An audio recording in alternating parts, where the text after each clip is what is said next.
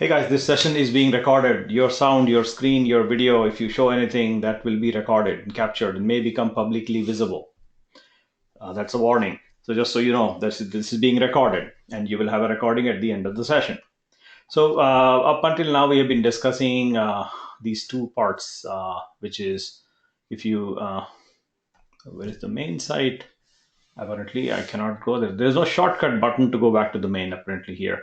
If you are in a you have to actually hack the URL to go back. So in the courses that we have actually completed the sessions that we have had in these two segments, and we are now on to the architecture portion right now, which should give you some material.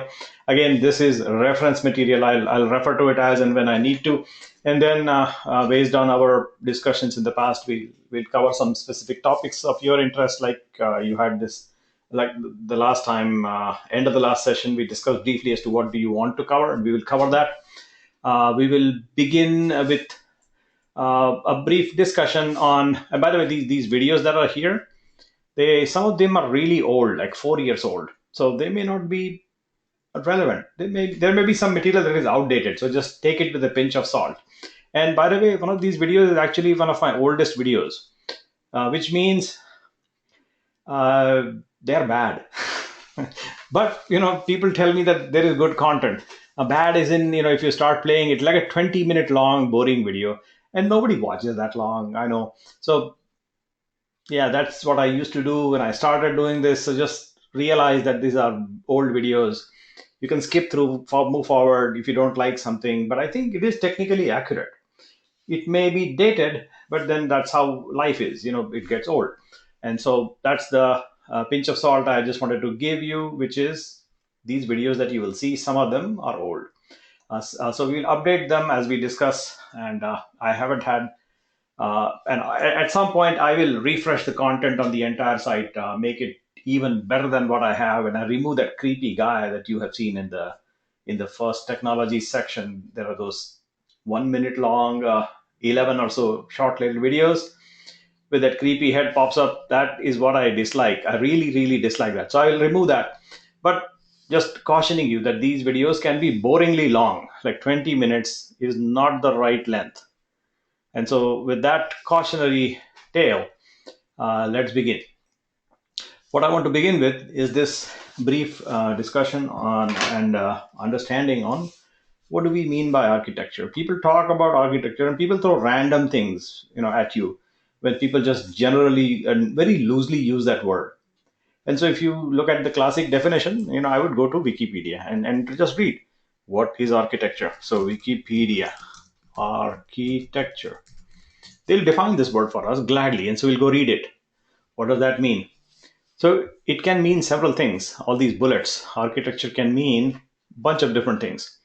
Now let us focus on the area where we want to be building something. Like essentially, we are in the context of cloud computing, we end up with building something, like constructing something, constructing a solution, putting pieces together to make things happen.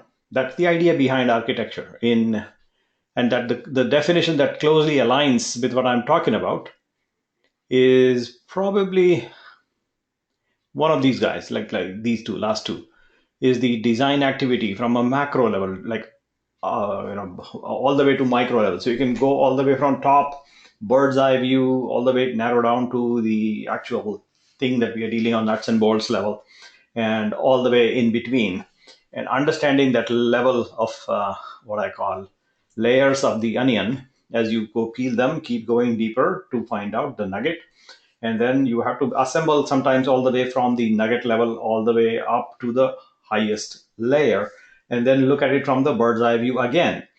And all of these things that we do when we are using components, like to build something, where essentially our goal is to build something of value, build value and value for customer. That's the primary goal, right? Customer. And so with that person in mind, our idea is to build something of value to them. That's the idea. And that process of building is what I would generally call architecture. Now, people will have different meanings to it, and that is okay. But in our context, I think these definitions align with what I just said, which is building something of value to the customer using technology components. So there will be an ingredient here. There'll be components that we will be using, a variety of them, uh, components of technology of variety of different types that we will put together in constructing something of value to the customer. And the actual action of doing, identifying what the right components are, and most importantly, identifying what the customer wants. I think that is a critical. Uh, in fact, there is a chart, if I remember, somewhere on the internet you will find, in which the classic customer wanted was a tree and a tire in which the customer wanted to just swing around. That's what the customer really wanted.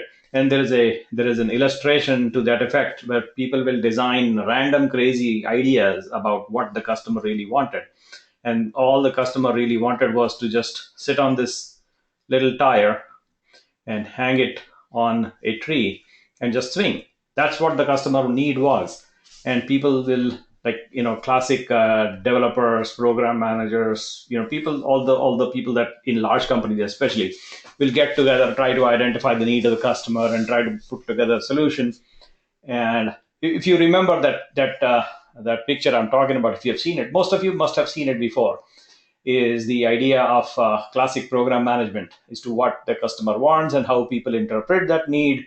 And so that understanding that customer need, what do they want, and then taking step backwards towards building what they want, iterating on and showing it to them exactly what you understood what they want is aligning with what they really want, and using things that are needed to make it happen along the way. So these components, they come in variety of shapes and sizes and forms, and form factors and all that. We will, typically end up using these components, or sometimes these components, or other times these components. And so the componentry is available in the cloud, like a variety of places. You can go grab things that you want, things that you need, and put things together. And in our previous discussions, we have generally tried to remain neutral to one cloud. We don't tie, ideally, not to one particular cloud, but then there are some benefits to tying to a given cloud. Like, for example, you heard that news the other day about Spotify deciding to make sure that all of their services eventually will go to Google Cloud. That's their decision. Similarly, that Netflix already is on Amazon Cloud, which means Netflix does not have a data center on their own. And so does Spotify does not have their data center on their own. They are going to move to this cloud from I don't know where. They're probably in some other cloud right now, very likely Amazon, and they will move to this cloud in the next 18 months. They started that process already. And the scenario of building things together, scenario of putting components together, ultimately boils down to what I call the customer. And this I would tend to put in form of a drawing or an illustration that I like to draw. And in that illustration, this, by the way, is a famous illustration called the value net. The value net. And that illustration is what I'm trying to draw beginning. It's a very simple one. You don't have to actually worry about complexity. It's actually just five things. That's it. And I'll write them down as I speak about them. But the idea is value net. And this comes from the book by Brandon Burger and Neil Buff. There it is. And so these guys have come up with a book book is called Co-opetition. That's the name of the book. If you have heard this word before, you probably know the idea of what I'm talking about is the value net. And this book is actually a very good book. You should read it. So I'm going to paste a link for you in Amazon, so you can go figure it out, see if you can find it locally. And that is a very good book. This book is purchased. I purchased it in 2001, and that is the book that I have. I recommend reading it. And by the way, hey, here we go. It is available for 1 cent. Buy it right now. I'm not kidding. Just do that. And so 1 cent. Where was that? Somewhere. Just yeah, I'm going to just paste a link for you. That's easier. You should go and buy it. If it is 1 cent, absolutely buy it. So I'm finding that link, pasting it in Slack chat. There we go. The book is Co-opetition, and that book essentially is about the word is co-opetition, and it's a made-up word. It talks about competition and cooperation together, and that is exactly is what is happening in life in general. And if you know of some examples that are happening like today, news today is actually a very good illustration of this phenomenon. Uh, all words are made up words, of course, except yes. So this is a made up word, and yes, all words are made up by somebody at some point in time back in history. And so this co-opetition word is actually applied in news today. There is a news, and we'll talk about that news briefly. But can you give me examples of where you see companies, businesses who are competitors and Amazon and Amazon and Netflix. Amazon and Netflix. Netflix and Amazon are in direct competition for the streaming video service. correct. Netflix is hosting their stuff on Amazon's Right. cloud. Exactly. And so that's a very good example. Netflix and Amazon, they seem to compete, they seem to cooperate. There is a supplier buyer relationship. On one end, you will find that whatever that thing is, there is this music, some video service there, Prime Video service. So here you can see videos, right? All these videos show up, and that's the Prime channel. And then Netflix has comparable things, but this is a competition to Netflix in a sense, whereas Netflix is also on the Amazon cloud, so they are right here. They're using these services. On one hand, they seem to compete. On the other hand, they have a relationship like a buyer supplier. It's crazy. It is crazy. More examples like this will be welcome. So I'm going to draw this illustration. So think about more examples where you have these elements. So I'm putting the customer uh, up on, actually I should redraw the diagram and maybe call it the company in center, the company that we are talking about. And then here is the customer who is on top, and they basically decide what they want, and the company will give it to them. Customer in turn gives them money, and the thing or service or product will go to the customer. That's the decision the company makes, is to give them the thing, the service, the product, and get paid.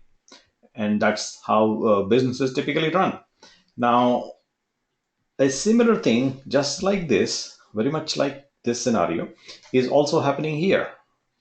When somebody else, some other company that sits here, gives its thing and get paid. And what is that thing? What that entity is generally called is supplier.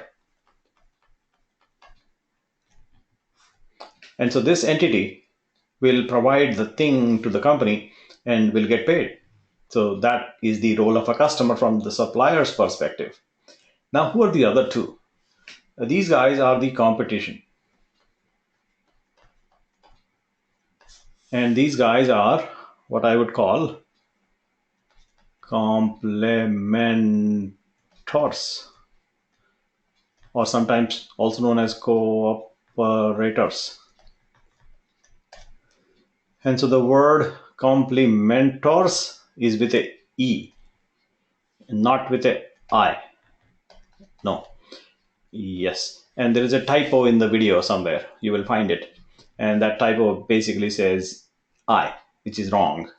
So I cannot fix the video so easily. So I just have made a note there. And the idea behind this kind of a complementor or cooperator is that these guys make the product sweeter to the customer. These complementers. So you have on this side, these guys will make this company's product sweet.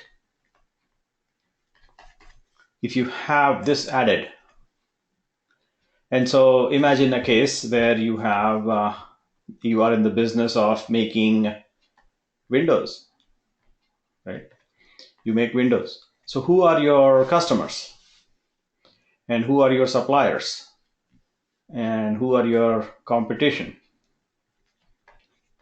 And who is your cooperator or complementer, to be precise? Complement. Who is complementing you? And that is the Do you question mean I have. software? Sorry, which software? Do you mean Windows software or Windows actual Windows? Sorry, yeah, Windows, Microsoft. And so I think Bradley is asking me for a link, and I'm going to paste a link for him. And so here we go. Copy the link. And Bradley just got off the plane, and he, I think, went to the IBM conference. He's just coming up from that conference, if I remember right. And he'll tell us more about that, what he did. I think he went to some conference in, I don't know where. He'll tell us more when he comes back. And so what I'm talking about is this Windows software, like, some of us use Microsoft Windows, to be specific, to Microsoft Windows. So if that is the company or the product that the company makes and sells it, let's identify some of the players that sit here and that sit here and that sit here. So who are these people that are, or maybe, here, all these boxes I want to fill out with names of companies that or entities that represent these four circles. So who are they? Who do you think we should write? What names should I write here on these sides? Give me ideas, especially Microsoft employees. We have at least two of them. Uh, Apple? So yeah. doesn't Apple allow Microsoft apps to be sold in there? Yes, so Apple is a competitor because they have another competing operating system, right? Called Mac Yeah. OS X. So that's the competition there. Now, is Apple complement to Windows? Probably not. Yeah. Yeah, Yeah, probably. don't you think? Because they let Microsoft run on their Microsoft products run on their platform. Yeah, so we are strictly limiting ourselves to Windows software, and that's why Right. Microsoft can be big. So we're just limiting it to one product. It helps us clear thinking in terms of yeah. If you make the whole company like put General Electric, it will be confusing. So I want to narrow it down to like one product. So the Windows division of Microsoft, the one that fights with other divisions, that one. That's And now there was a time when Apple's actually allowed Windows to run on their machines. yeah. I It don't think they does. do it now. Yeah, it does even today. And in fact, I will demonstrate that in a moment. Here it comes. So the thing runs even today. So you can run using Boot Camp. They have a special software that runs on Mac that will allow Windows to run. So in a sense, yes, Apple is a complement also because it will. In fact, the best machine you can run Windows on is a Macintosh. Do you know that? Macintoshes, like Mac OS, these laptops, or what do you call them? I forget their name. Their proper name is MacBook Pro. Yeah, MacBook Pro is the best laptop you can get to run MacBook Pro. This one is the best laptop to run Windows. I'm not kidding. Like this runs Windows so beautifully, you will be jealous if you see it. And I have it, and I'll demonstrate us. Here is, by the way, running Windows XP all the way, and that's where I'm doing my taxes. And so you can see that. And so this is Windows XP in its full glory, running in a virtual machine. Similar to that, you can see other things running comfortably. So things like that. So, so TurboTax doesn't run on the Apple's platform. It does, but Oh, okay. I don't have that version. I have the Windows version, so I'm just using those. So that's the reason. Okay, I was thinking, well, maybe that's a complement because it's complementary product. Anyway, but no, if it runs on both, it's not. Never mind. What about the microprocessors that the OS runs on? That's right. So the Yeah. Intel CPU, right? Intel CPU is a component that goes in assembling a PC, right, or a Mac. So that's an ingredient to a PC, and PC has this ingredient called Windows. And so you have to actually think about this Intel CPU as an ingredient or a supplier. Intel becomes a supplier to PC manufacturers. That's how you should think of when you're looking at components. So maybe the display card, the sound card, the network card, all those componentry that goes to assemble a PC, all these people are suppliers, including Microsoft Windows. So they are suppliers to the PC makers such as Dell, IBM, Sony. I know no more IBM these days. It's called Lenovo, Sony, HP, and there are tons and tons of more. So these are the companies that make PCs, and Microsoft Windows happens to be a supplier to them. Microsoft also sells Windows directly to customers, so you can buy, end users can buy Windows directly also. That's a different type of retail Windows versus this is the OEM Windows version. The same binary, but the licensing is different.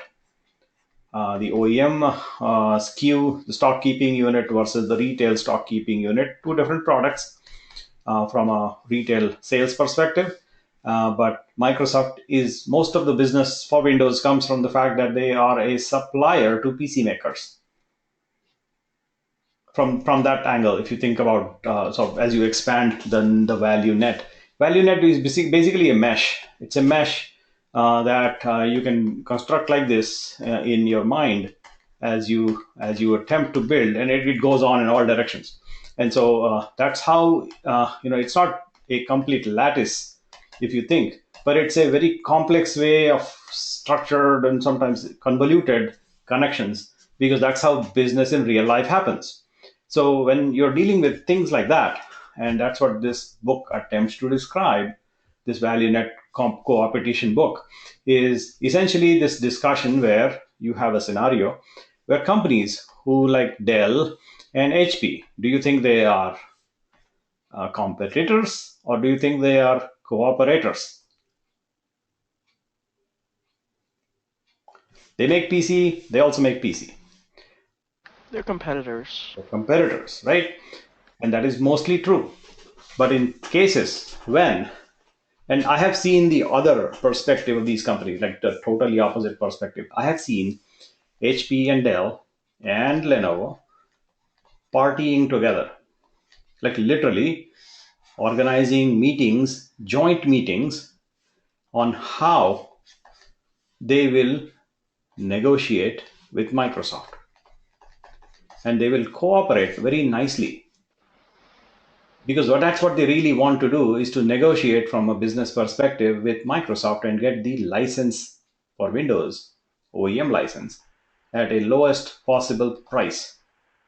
That's what they're negotiating. Same happens Really? with Intel. So isn't That's isn't dangerous. that Yeah, illegal?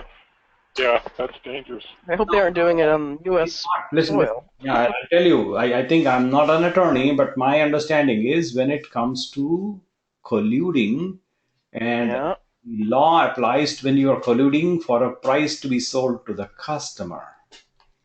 No. Right? When you're I think as long as they're not fixing the price, so They're that they're not fixing the price. deciding amongst themselves. Right, they're not deciding the price among themselves, but they're putting pressure on Microsoft. These guys together, basically coming together, forming a coalition, and putting a ton of pressure, including Lenovo and other big guys. They're putting pressure from the buyer's perspective, forcing forcing Microsoft to lower the price down. They're applying pressure of group buying. So this is the buyers getting together, and that is legal. You can do it. This is like group buying. You go to, like, you and your friends go to Costco and buy it cheaper, like that. I'm just giving you a simple example, but the idea is all these guys will come together and form a coalition and negotiate hard with Microsoft to bring the prices down. and it is in their interest, and it is in turn the interest of the end customer. So it's a good thing. It becomes, the thing is illegal when you are actually like, the Shell gas station or the 76 gas station are colluding to actually make the price go higher. So it's like price is 229 here and that 235 here. They will signal to themselves, each other, that, what, let us do the bad idea of collusion, and let us bump the price to 245, both of us at the same time. At the midnight, the clock turns, and all of us are bumping our price from here to 245, and let's keep doing slowly every time. And that is illegal. The Sherman Act, I think, makes it illegal. This is collusion. So that is not inappropriate behavior. But this behavior, when you're putting together pressure against a supplier to lower their prices down, is not illegal. And you see that happening in today's news also, not in terms of price negotiations, but this news today is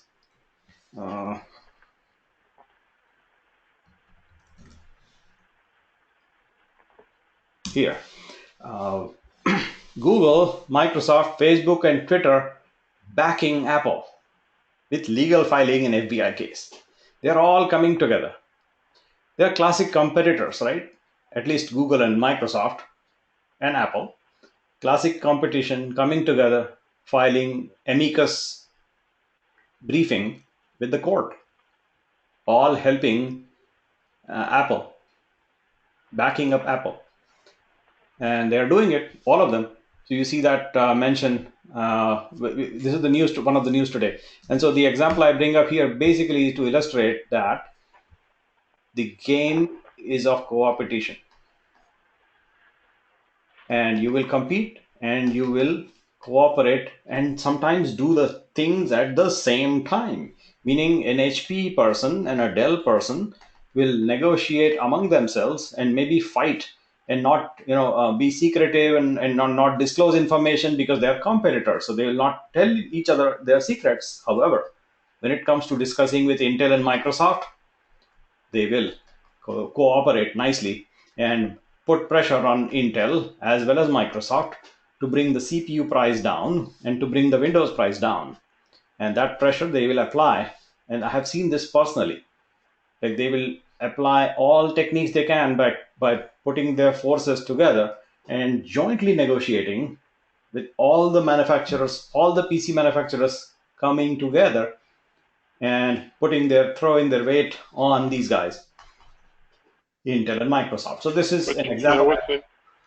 Go ahead. Yeah, what's interesting, Neelish, is we were having a conversation about this yesterday, and if you really look at what Apple is doing, they're saying they're about this whole security issue. They're saying that they want to make the phones as secure as possible. What their problem really is that if they do this, then a country like China could come back to them and say, we want the same thing. And the problem in China is that if they say no to China about providing the same capability, then China will just simply tell them, then you can't sell in our country. And that's what the real driving force is. China is a huge market for any company of these, like all the technology companies. And so it's the same for all of them. Yeah. And I know from example from work in some company that I should not name, is that they have been under pressure from China to do certain things, and it is always a politically sensitive issue. So I don't want to name anybody or anything in that context, but since we are on recording, so we are not talking about any of that. But afterwards, when I'm not recording, I can talk, and I will. We all know. Yeah, you don't know. You don't know what I'm talking about. So yeah. So about price fixing, something is going on here. Apparently, I am out of memory. I think some software is running in the background. I should quit that one. Here, this one. So quit. There we go. So that is gone. And back here. So what I'm talking about is when you price fix, these are sellers that decide the price, and if the competitive seller also decides the price in collusion together, that is illegal. I want to clarify that. That part is totally bad. Don't do it. However, buyers coming together and negotiating is okay. They're not actually deciding the price, they're just putting pressure. So the price fixing link that Heron has is actually applies to people who are selling and colluding on pricing the product that they sell. Whereas Yeah, buyers it's come just a in, very, very, very famous case in the yes, U.S. right, Price fixing. There's a terrific book about it. yep. And I've seen that and I've read about that book also. There is a act on this apparently from some year, I don't remember, but there is a law on preventing that on this price fixing, that which is Yeah, kind of, but yeah, that doesn't explain the cable companies.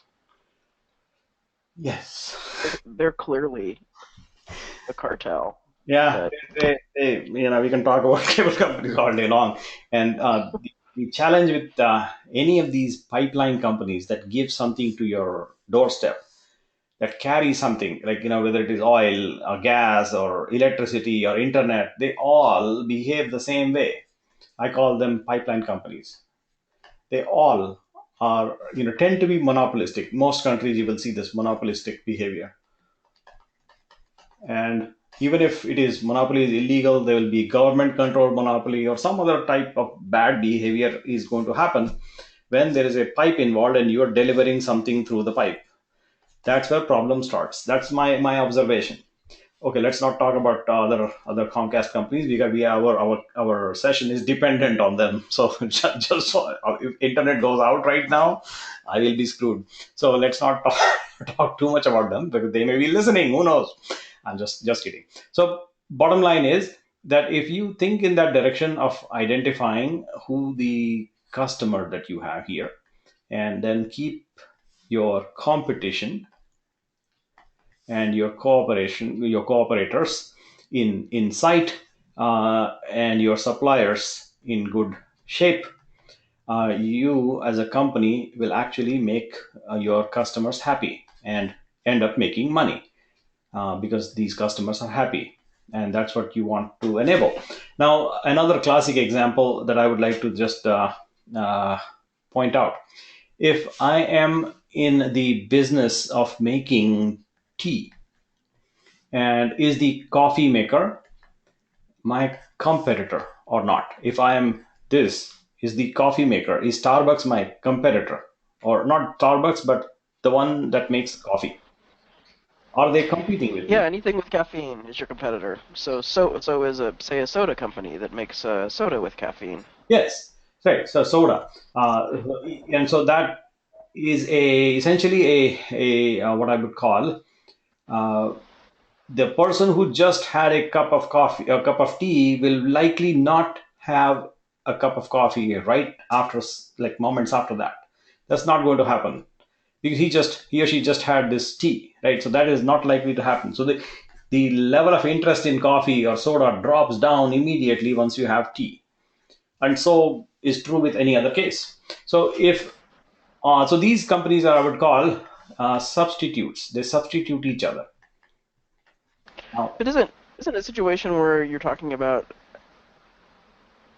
your customers actually being addicted to the caffeine in your product? Doesn't that slightly change the? so some people actually drink for the sake of drinking without worrying about caffeine. Some people drink decaf. Yeah, sure, that's what everybody says. Right. Just kidding. Yeah. So, Stop anytime you want. right. So the idea of a substitute is basically an entity or somebody that is providing something that makes my product a little less interesting to the customer. And they will then generally be called my competitors, because that's the value to the customer. So this customer person, the value that I provide will be reduced because of the presence, simple presence of coffee. The value that I provide as a tea manufacturer, tea maker, reduces just by the fact that there is a coffee vendor. The the price I can command, the value I bring to this customer kind of reduces just by the fact that there is this guy. And that's the signal that this entity is a competitor. Now imagine this example where you have the customer there and you are in the business of making tea, and there is this company that makes sugar. Now, this suddenly makes your value you provide a little bit better because this company can sell sugar to the same customer, and this is a classic complement. The value of the product that you have increases by the presence of this product or this vendor that sells sugar. So just by the presence, because people now have the option to add sugar if they want, and they will if they like, and then that makes my tea interesting, and so I can likely charge more money as opposed to less money in the other case when I had a coffee seller also right there. And that becomes a way of thinking about what I'm talking about, is this idea of co-opetition basically. So if I were to actually open a new business, I would rather be making sugar so that I can have both tea manufacturer as well as coffee manufacturers. Both are my, sorry, I should actually write these guys on the other side.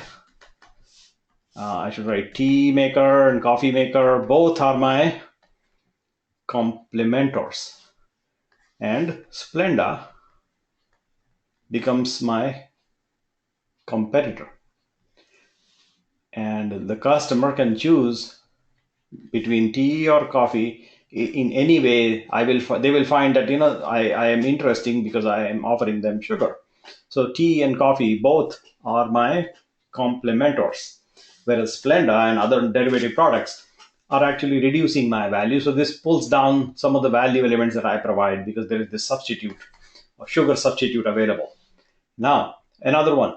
If you take an example of, let's say, Microsoft as an example, or rather, we'll use this idea of a Boeing company. So this company called Boeing, they make a thing called planes, right? Airplanes. And their customer can be somebody like Emirates Airlines. Primarily, that's one example of a customer. There are other different types of customers. Emirates probably does not need money. They already have tons of them, and so they also have oil. So they are a good customer. They pay Boeing for the plane they buy and all that. Now there are these people or entities that are competitors, and who would they be? Airbus. Airbus. And so Airbus is one. Who would be the complementer and who will be the supplier?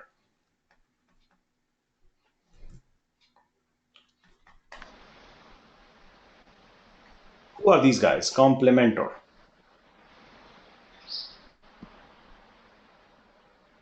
Airline companies themselves? No. That customers. So airline Emirates is a customer, right? You don't buy, you as an individual, you are not a customer of Boeing. You buy a ticket from Emirates to fly to India or some other place. That's what you are. You are a customer of Emirates or some other airline. So Spirit Aerosystems in Wichita would be a complementer because they provide parts for Airbus. Parts for Airbus or parts for Boeing or? Yeah, anybody. Parts for any of the two major airlines. Right. So I would put them as supplier because they are providing parts, right? They're suppliers. Okay. So complementers are people who provide like the in-flight entertainment system and the content on the in-flight entertainment system. Yes.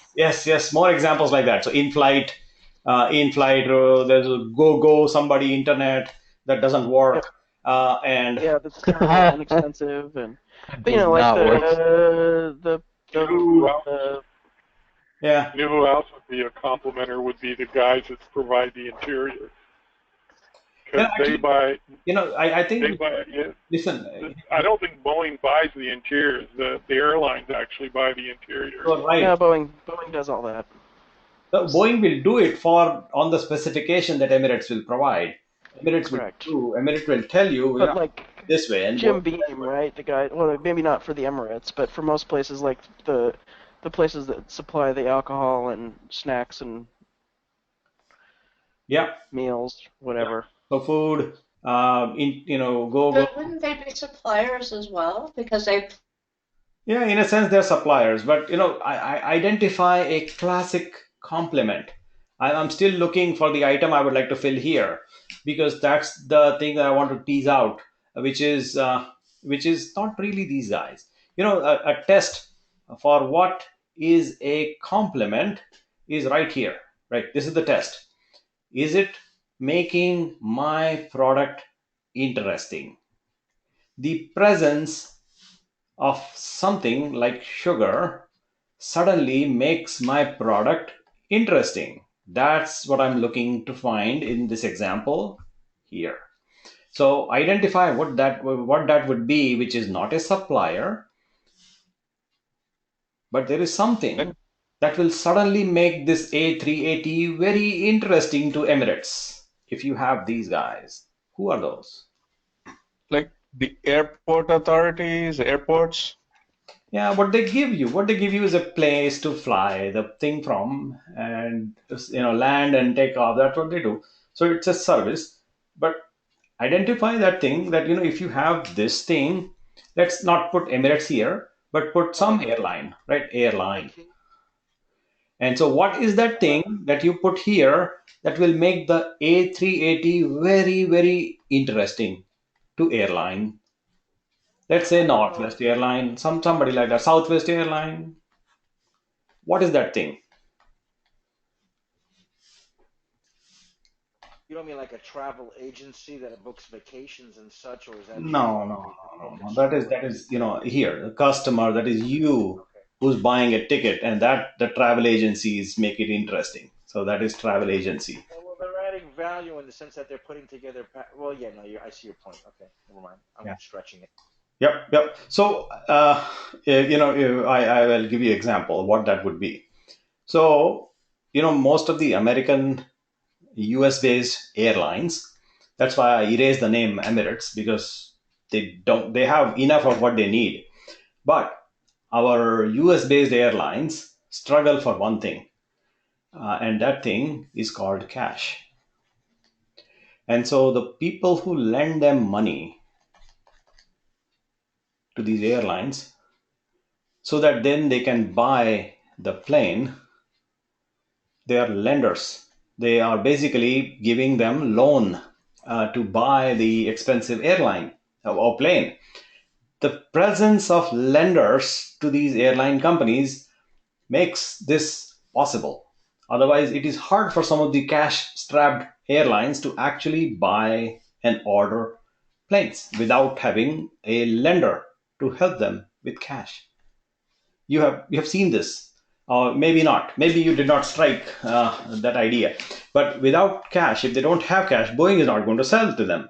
They cannot even place an order. So this plane becomes possible if they have access to money. There are many such companies, like GE Capital is one. Just one example. There are many other big banks that will give loans to airline companies that will enable these companies to actually afford to buy a plane and then pay off the loan over time. And That's what governments are doing. That's the whole export-import bank. that is also true. Yes, yes. So government is another entity that helps Boeing, specifically the US government helps Boeing in. By lending money to those other airlines to buy planes. Yeah. Is correct.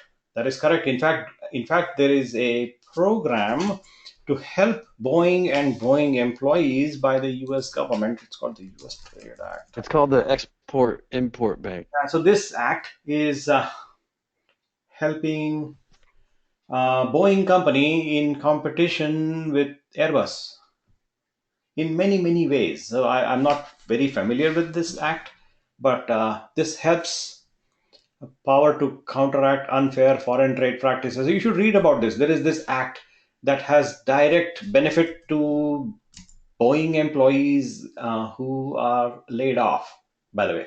So I know this because there are people who take that benefit from this act and have attended Cloud Genius programs in the past. That's how I know, is that there are some specific benefits to people laid off from Boeing through that act, because government has provided incentives to employees of Boeing, and this is unique to Boeing, not to other companies, to help them in competing successfully with this Airbus. And that's how the US government has done. So that's another entity that is acting like a lender or support or help that helps Boeing, but in turn, that is not a classic complementer. A classic definition of complementer is where sugar and tea. So you add sugar, tea becomes nice.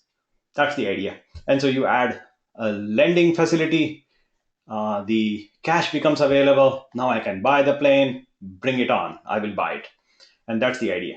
So that's the complementer section, or the portion about this chart that I was talking about. Let us now fill up the rest, which is actually very simple, but I want to call out. The complementers, we know the competition, these are lenders typically, and the company in between, and there are part suppliers. Now, where does a classic Boeing employee fit into this scene? Where would you fit yourself? Like some of you are Boeing employees here. Where do you belong in the chart? Like you, I know, most of you who fly will be a customer of the airline themselves, and that's everybody, all of us fly at some point, and so those are all of us. But I'm talking now about the Boeing employees. Where do you fit in here?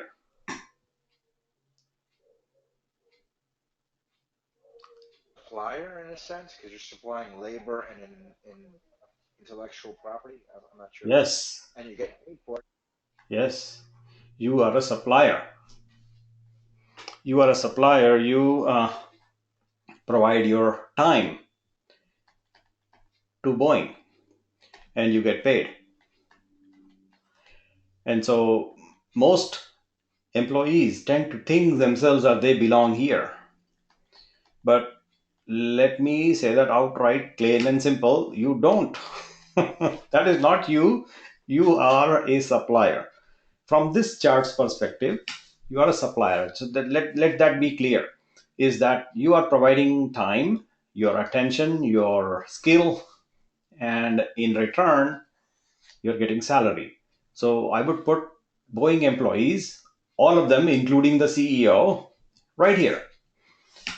Because that's what they're doing, is they're providing the time that needs, the attention, the diligence, the brain power as a supplier to the company. So who actually is this? The shareholders. That's what the owners are, and the agents that are acting on behalf of shareholders. They belong here because that's the real company. Employees are not that company. Employees are in this picture representation are a supplier.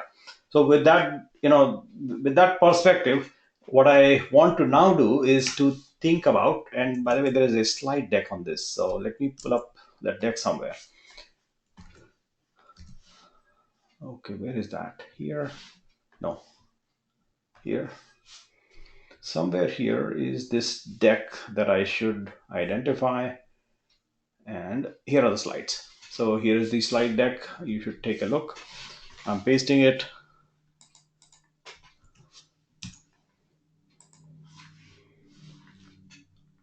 Yes, that's also a very good example that Helen just pasted, Export-Import Bank of the US, that helps airlines will get money from them and makes the plane possible. So the slide you have, it's a very short slide deck. I think Alex mentioned it as well. I think that was Alex. I see. Okay, yes. So Yes. it's both of us. Yeah, I missed that. Yeah, but we're one Boeing, so it's cool. Right. Did Exactly. they renew that? Did they renew it? Yeah, they did. Because Of course they. Yeah, they did. Of course. Giant company throwing its weight around. Absolutely.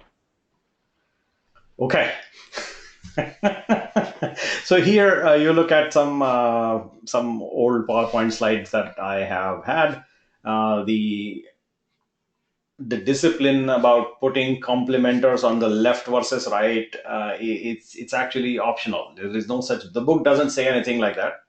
So you can put the blue column and the orange column any way you like. Typically, customers are on top and suppliers on the bottom. That's how the picture is represented. But the point being, why am I discussing this? Is because in every connection that a company will have with each of the remaining four bubbles, circles, oval shapes around it, there will be some enterprise software or some enterprise service that will enable that.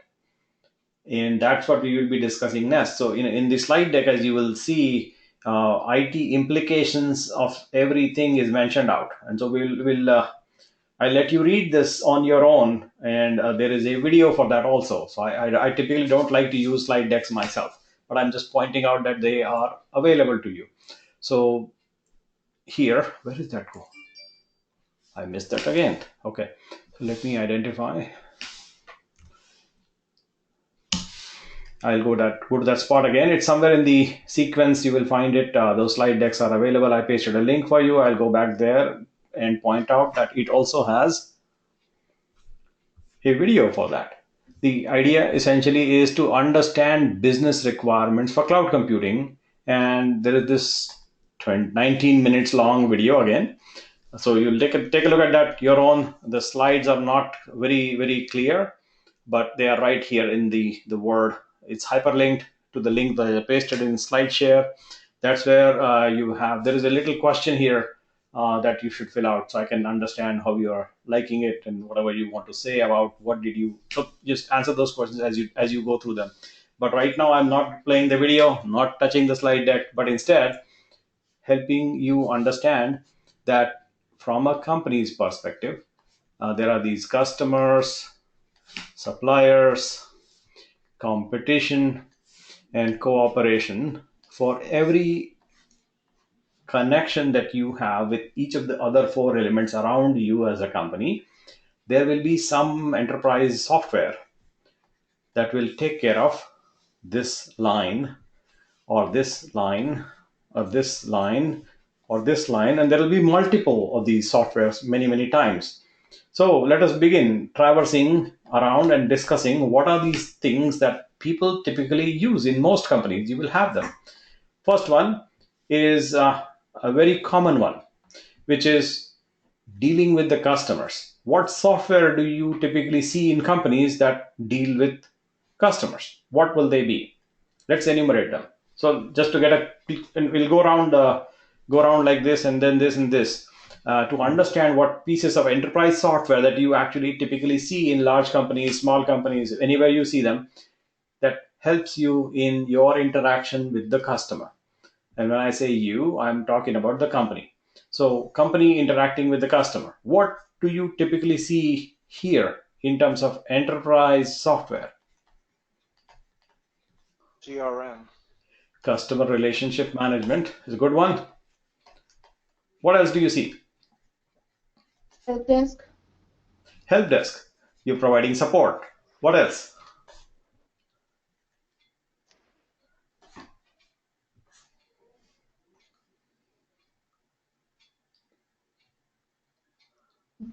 Customer portals, like for self-service.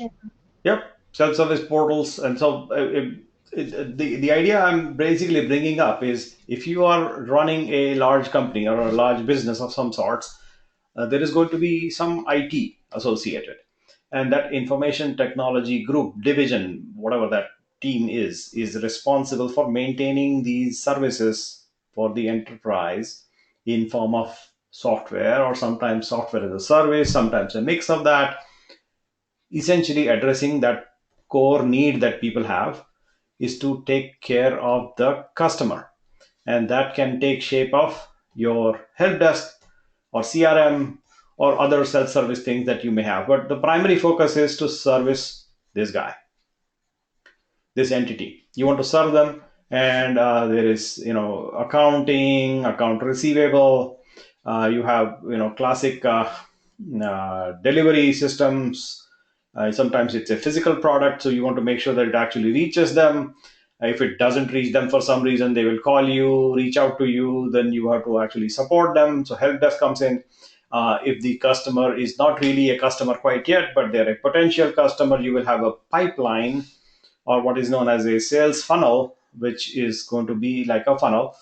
So this is the fuzzy front end where people will wonder about whether they should buy your product. And at some point, they will narrow down the funnel. And at some point, they will actually end up buying your product. And then they become customers. And then you have to provide them the product, the services, and make sure that they continue to use it until the product gets end of life. Then they go buy again, ideally. And that's the scenario. But now, Neelish, though, there are a lot of different customers. I mean, if you get what I'm saying, is that AR, accounts receivable, may be a customer, but it's not the traditional we think of customer. They're a customer for IT, but they're a corporate customer. So, right? I mean, even within IT, we have multiple customers, and they may be the actual customer, or they may be an internal organization that is also a customer, right? Right. So account receivable from an IT perspective, you're talking about that those customers are typically internal customers within the company. And so then you use this thing called funny money, internal money, as opposed to real cash.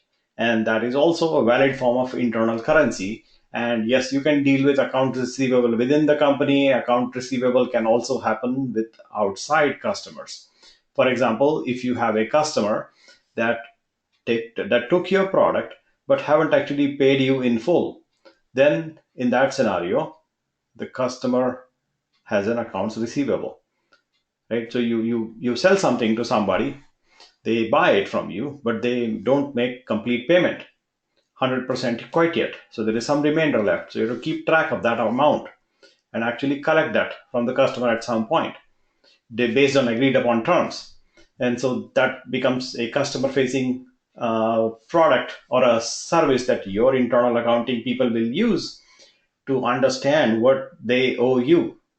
Sometimes it's the other way around. So you owe them, depending on what the economics are. But there needs to be a financial tool to help you understand whether you received the money that you are supposed to receive from the customer who bought your product. That can take shape of some kind of an accounting software. For example, account receivable management, and there are very sophisticated solutions available from SAP and Oracle, and many of you already use these tools, so you already know them. And in fact, we have Deepak, who actually can talk a little bit about what he is doing in making sure this entire end-to-end pipeline, all the way from the suppliers all the way to customers, how he manages the entire pipeline of what is known as the supply chain. So he can talk more about. So Deepak, feel free to speak when you feel like the supply chain, the entire chain of things that his company takes ingredients from various places and builds them, assembles them, puts together, and then gives it all the way to the customer through retail stores and through other channels. So that is what his company does in terms of using tool sets. And yes, they will use SAP and things of that nature to make it happen. So that's the classic supply chain scenario, and that actually brings up this discussion to the other perspective of dealing with suppliers. You absolutely need some kind of a supply chain management solution. So that software like this is needs to be deployed to make sure that you are actually understanding the need of the supplier and making sure that your needs are also met from a supply perspective. And there are many pieces of software available in this domain. And one of the fancy ones was used. It used to be called i2 Technologies, I think. i2. I think they're not there anymore. But let's see, the concept still exists. It's called the optimal order quantity.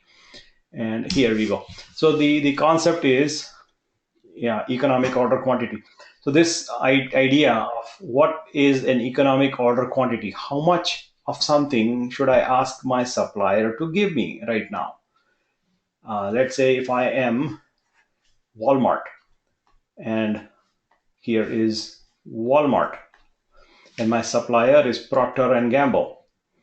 So how much should I ask Procter and Gamble to put soap on the shelf in the Renton Walmart? How much of that particular brand soap from Procter and Gamble should I actually ask this company to bring? By the way, P&G will go to Walmart and physically place the soap on the shelf in Walmart Renton. Walmart themselves will not do it. They actually rent that place. The shelf is rented out to P&G. And not just about Renton, all the store shelves in Walmart are rented to some company, and that company is responsible for placing the product in various locations. And that actually makes it the most expensive real estate on the planet, more expensive than Tokyo or New York. The store shelf, especially at the eye level, the shelf at the eye level is the most expensive real estate on the planet. And that's what Walmart does, is to ask P&G to bring me 13 soaps this Friday, 13 units of soaps. I'm just picking up some random example. Bring me 13 soap this Friday and put that on the shelf so that the item that I need for my customer is economic order in the exact quantity I need. And this is a mathematical formula. You can read more about it. And that's the formula. And you can read and study this if you are interested. The idea essentially boils down to identifying, am I ordering more or am I ordering less? And what is the optimal number? And that calculation boils down to this math that needs to happen in some software that will basically decide how much should I order, and then how much will my supplier bring to me in time, just in time. That's another method of managing suppliers, is that you don't want them to bring too much quantity too late or too early. Too early is a waste. Too late is also a problem. Just in time and just enough quantity, optimal order quantity, economic order quantity is what you need. And so that mathematics, based on a variety of factors, goes on in the supply chain management suite of software, which is kind of sort of similar in concept to CRM software, if you will, on the customer side. This is a other perspective to the same concept, but it's a different suite of software which allows you to manage your relationships. And of course, then you are paying them. So the payments go like this, the products go upwards, and that relationship, that business relationship of ordering items that you need for your manufacturing, your retail, whatever your business you have, is serviced by the supplier through sophisticated software that is deployed. And there are many companies, again, the big ones again are the same: Oracle, SAP, and some others that are in the same domain here that address that need in this segment. And by the way, these companies, SAP and Oracle, are the giants in the entire gamut here. That's what you see most of the time. These big software companies are actually heavily entrenched in large enterprises.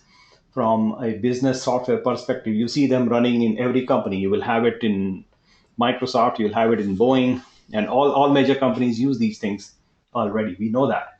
SAP and Oracle are very common. Some companies will also prepare and produce these software similar to that for a different market, such as this thing called Dynamics.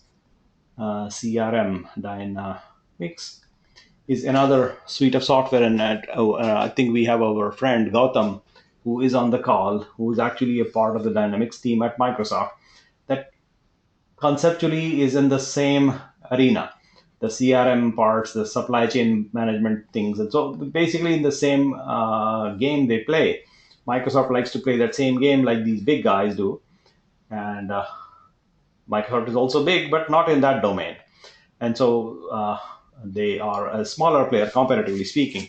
there are also open source tools, by the way, that will address this segment, this and all these segments. And so, for example, CRM is this tool that is open source. It's called, what is it called? Sugar CRM. So Sugar CRM is an example that got actually acquired by IBM, if I remember right. And yes, so here is IBM site. Who got them? I think it is IBM. Yeah, I don't remember. I suspect it is IBM, but let's see, investors. Yeah. So bottom line is this is a open source software available that you can get on GitHub, but this is a commercial product from the same company. Sugar CRM should be on GitHub also. GitHub, and here it is. So what that boils down to is that you can run this open source software to do the CRM parts without having to worry about any commercial entity. Many companies actually use it this way. That they will use the Sugar CRM software, and that's one of the reasons why these big companies like IBM got interested in dealing with that open source team. So they're building up on top of what Sugar CRM has done. And similarly, there are other open source tools also that are not as big or as complex or as elaborate as SAP and Oracle are, but they exist. So just wanted to point out that fact. In every domain, you will find an open source solution that works. Now let's keep forwarding further here in the angle where we're discussing with cooperators. What software do you think that you may have actually used to enable your relationship with your cooperators, such as like you already know what I'm talking about when I say cooperators. The idea is the people who make your customers a little bit more interested in your products when they have a cooperator or a complement. Actually, the right word is actually complement. If there is a complementor available, your product becomes interesting. Now, from that perspective, what software do you use to manage these guys? The relationship between the company and the cooperation that happens occasionally. Have you seen or used that tool at all ever? Probably not. Maybe you have. But if you do, tell me. If you haven't, I will tell you. Looks like you have not worked in what is classically known as partner management. These are also known as partners.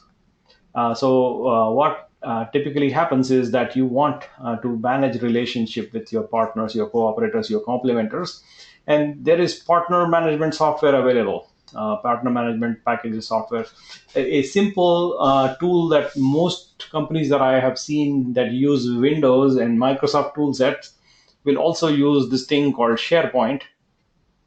And SharePoint has this element called workspace sharing among partners. So you can build out a very easy extranet.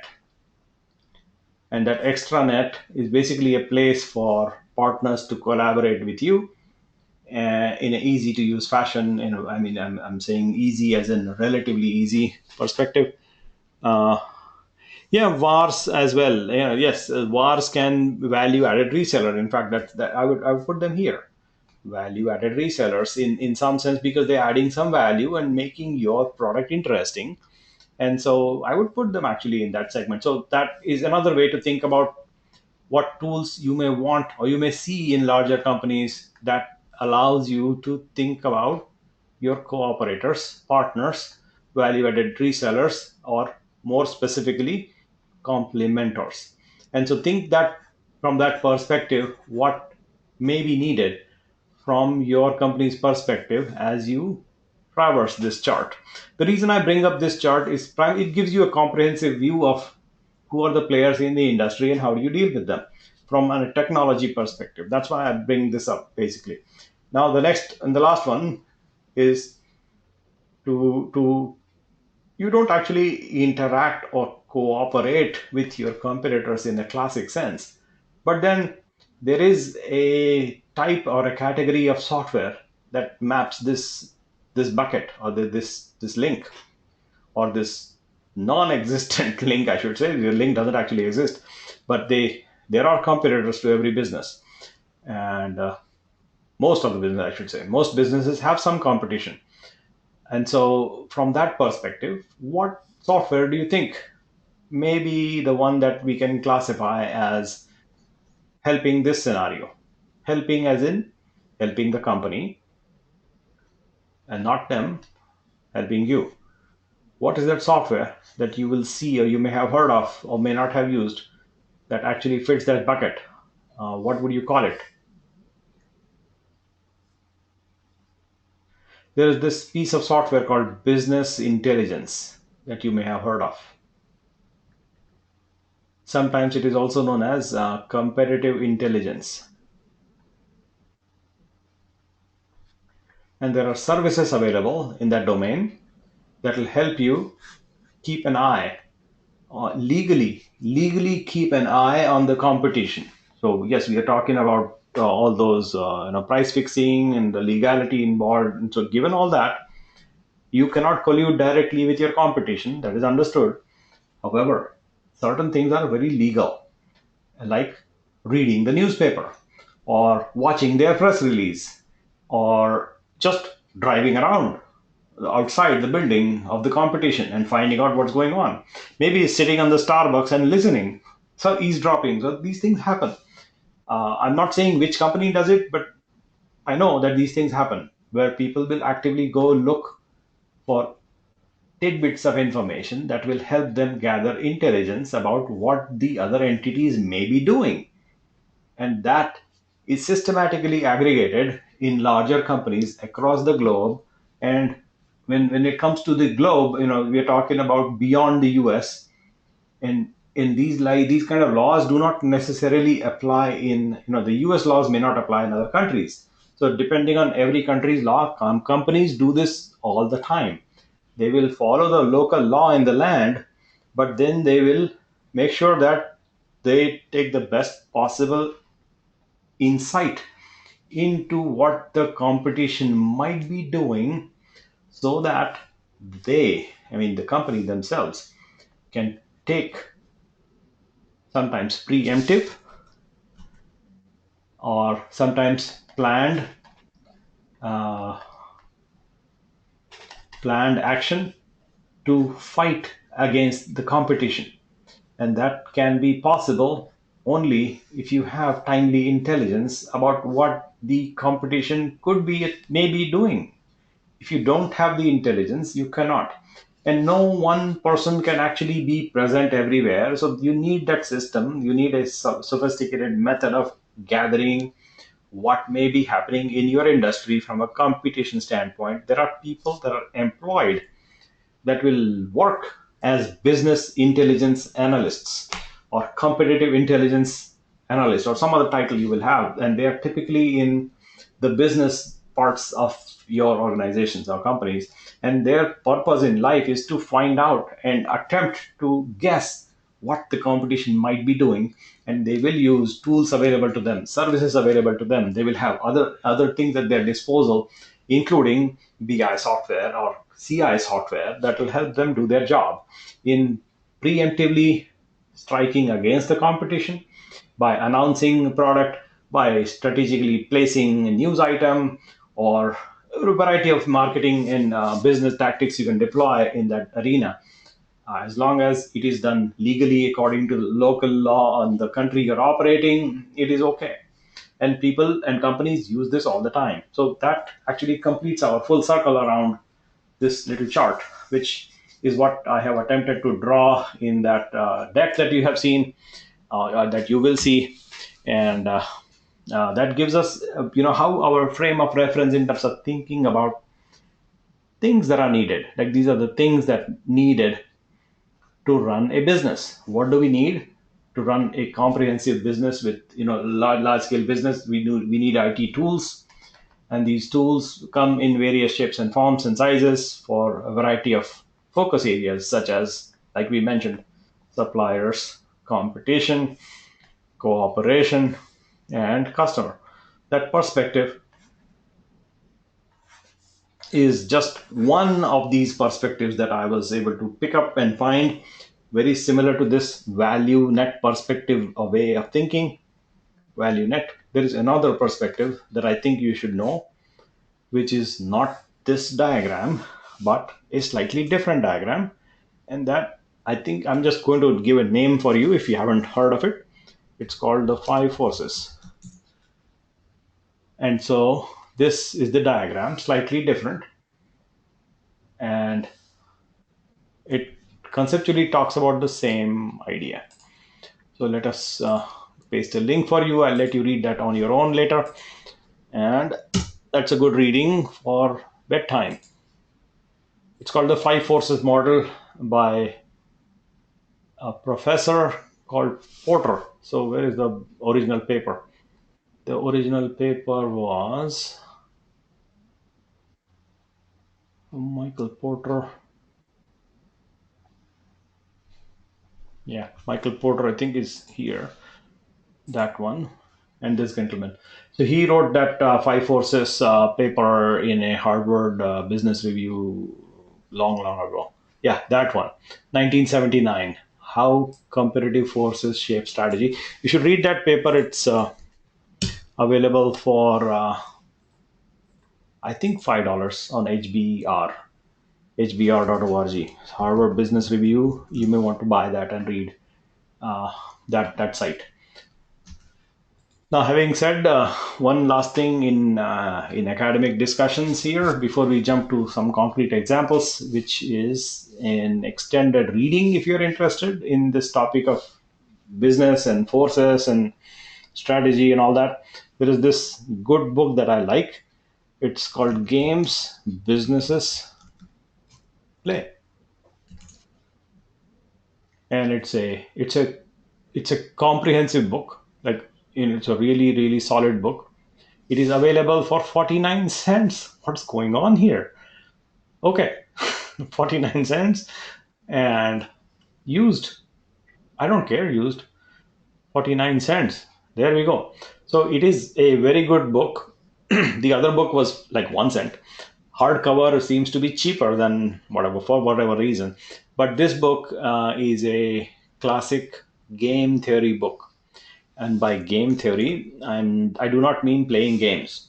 This is what games businesses play. The name itself is Games Businesses Play. It's a business book.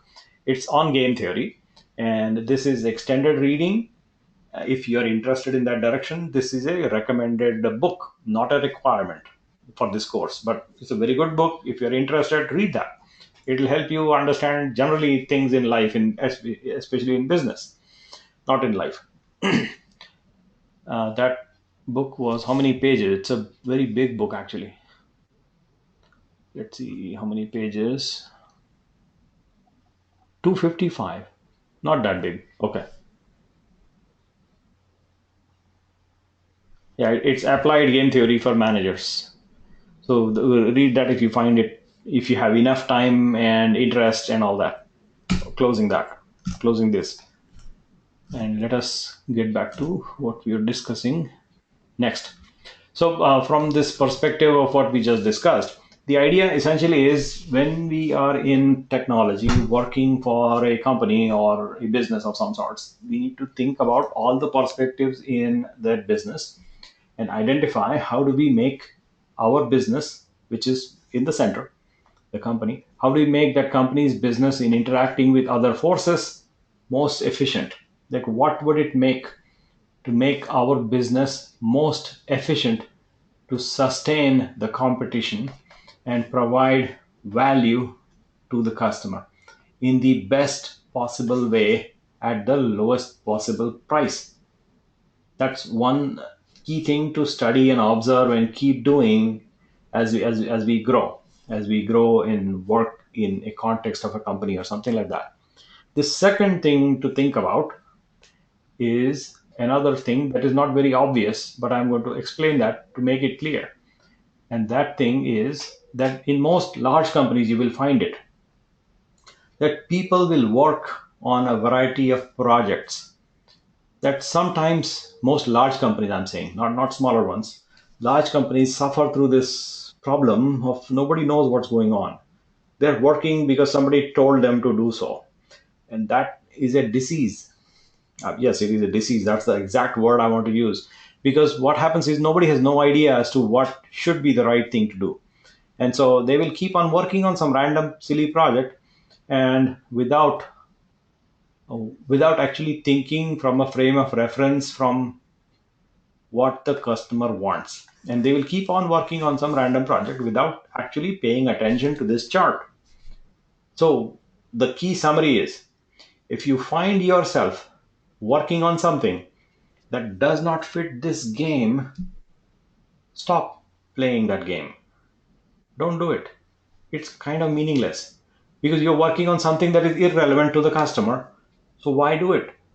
Just discuss with your office, your team members, and help them understand that the project you're doing, the product you're developing, the work you're doing does not actually help anybody. Why are we doing it? And that's the reason why I actually use this framework as a reference. If it doesn't fit, doesn't belong in this chart, you're wasting time. Let's not do it. And that's how I tend to think. So if it fits, great, do it and make it the best possible scenario for your customer. If it doesn't fit the way of thinking about this chart, and you're working on some project that doesn't actually fit in the overall game, stop doing it. In a proper fashion, talk to your manager, talk to your team members, help them understand, and then collectively agree that we should stop it.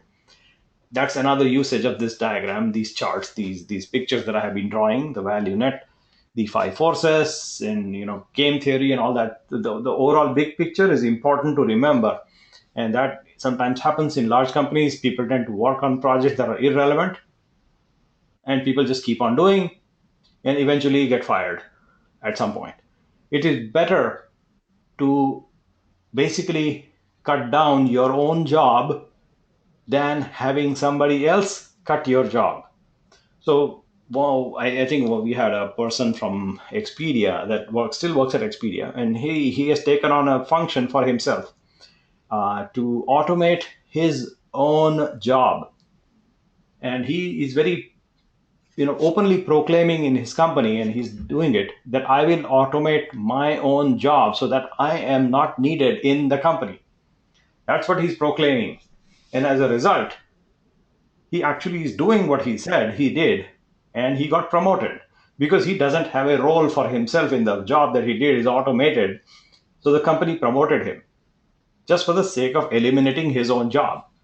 And I think that was a good thing that happened to him. And some of you probably know him, or maybe not, but yeah, he is a graduate of Cloud Genius, and he actually took this idea to work. And he said, I'm going to work at my company to eliminate my own job. It is very counterintuitive, but it works. Because if you do not eliminate your own job today, somebody else will. And that's not what you want. You want to eliminate, I'm not saying eliminate your own job in the sense of automating to help your company do your own job better without you getting involved. And I think you understand this, but I just wanted to say that out loud and clear in black and white. So with that, our theoretical discussion around the framework and thinking about what is the right approach towards looking at a customer from a solution, the ultimate result we want to accomplish is to make the customer really happy and satisfied in what they wanted to buy from us, from the company, so that we can get paid. That's the goal. The ultimate goal is to make the customer happy. And with that, enough of this discussion. Let's switch topics and actually take some examples in terms of ingredients that we will be using. And you have seen these guys, like this chart, this screen you've seen many, many times. So maybe it's a good time for us to take a break. And how about that? I think it's a good one. So let's take a 5-minute break and let us continue. At right now it is 7:32. So at 7:37 we will continue our discussion. Yes. So anything that is not related to technology, we can talk. Or if you want to take a break, that's okay too.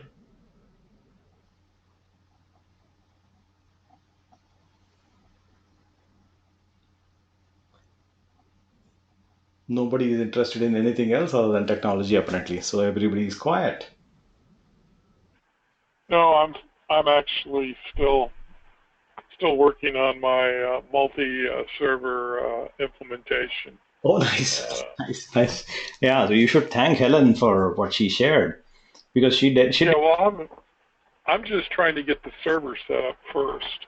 Okay. I mean, before I start, and to be honest, I obviously have some confusion on how to write a script to deploy just a server and nothing else. So So, I'm working through that. so I can give you a simple way to do that. If you run knife, the command itself, and give the run list empty, Right? it will create the box and do nothing. Oh, okay. That's probably what I was. Okay, that makes sense. I guess, yeah. It's the same. It's the same as in module 8. He doesn't. You don't pass the run list, and then he adds it later. But Okay, yeah, 'cause that's what I was trying to do. Helen's stuff just shows how to do it right there in line, which is fine. But if you want to do step by step, you can always add it later with another. What is it? Add command, run list, add something, whatever command. Okay. Yeah, I was Just trying to do that, and it wasn't. Yeah. just understand that you have to have the PHP installed, modules installed for the MySQL module to work. Yeah, and I know we have. I'm not even that far yet. I'm just trying. What I'm trying to do is instead of deploy these servers by manually, I want to be able to run a deployment. Basically, deploy the servers. I want to deploy this type of server, that type of server, and that type of server. So I'm not even touching. That's what I want to do. I don't want to even touch the service provider. You just want to hit a button and go. That's it. And deploy it. Deploy the server, and the server can be just a server, period, and nothing running on it.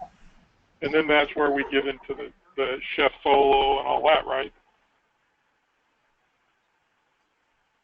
Because now we're going to take Chef and push stuff out to it. Give Chef me a Solo. second. I'm walking away from the machine, so there's nobody here listening.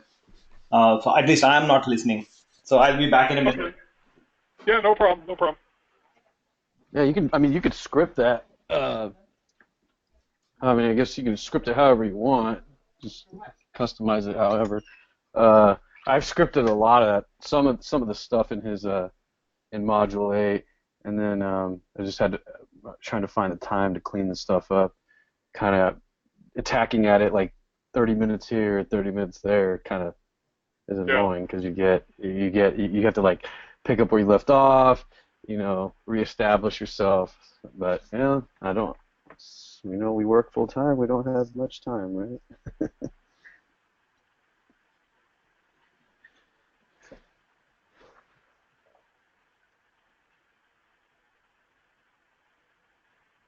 Yeah, I've been a little bit busy this week.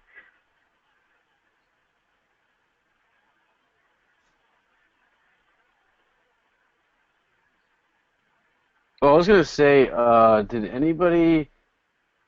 The WordPress cookbook is one that we create. Isn't there? Was anybody able to just add it to the chef file?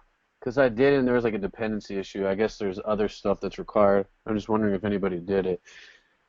Because I know there's a chef in the supermarket. There is a chef config, or there's a WordPress cookbook. So what do you mean? So you know how in the module, the way we get WordPress, it's basically a script that he gave us, and all it does is go out and do a wget from WordPress.org. Yeah. I was saying I wanted, instead of get rid of that and just add it to the chef file. Ah, gotcha. But then it just had some dependency issues. So I was wondering if anybody had done it. If not, then I'll try to figure it out. I just say, why not? Why even have another script when you can just use the supermarket?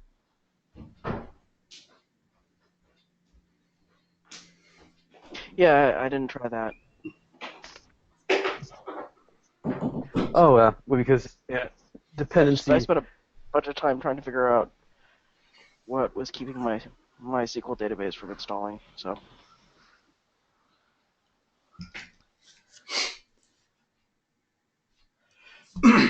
So I think the write-up that Helen has provided is very nice and clear.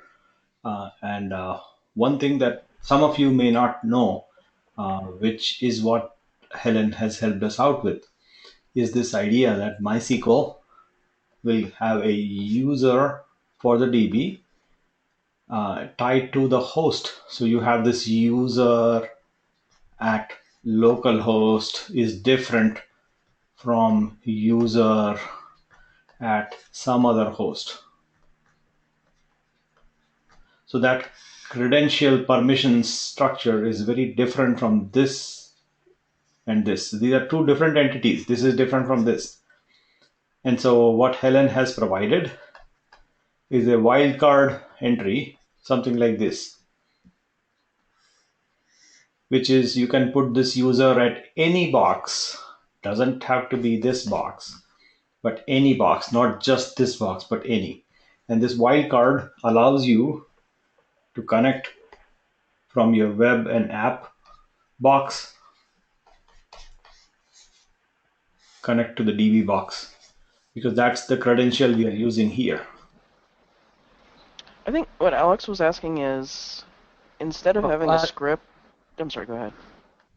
No, you're good. I think he just had came back before after I finished talking. Yeah, so I think you just ask the WordPress question again. Okay. I'm sorry, I just came back, so Yeah. sorry. So Oh yeah, no, I mean it's cool that he explained that part though, because I mean I hadn't even got to that yet. But I was going to ask you, Nilesh, how come you used a script to install WordPress and you didn't just add it to the chef file? Chef file, as in a cookbook for WordPress. Yeah. So again, there are many ways to do the same thing. Like I just used that approach.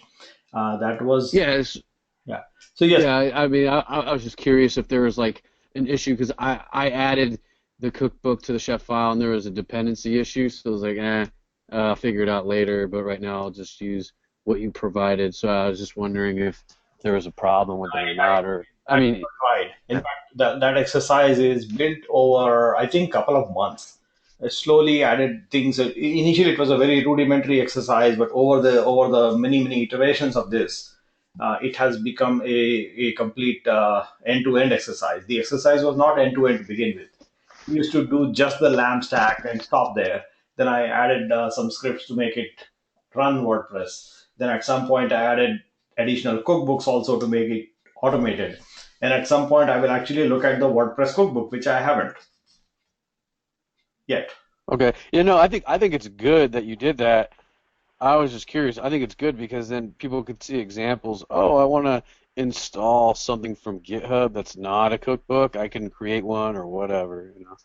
So yeah, that's one of the reasons I tend to give variety of ways of doing things, and that's not necessarily the optimal way of doing things, but it's more of an illustration of what all is possible.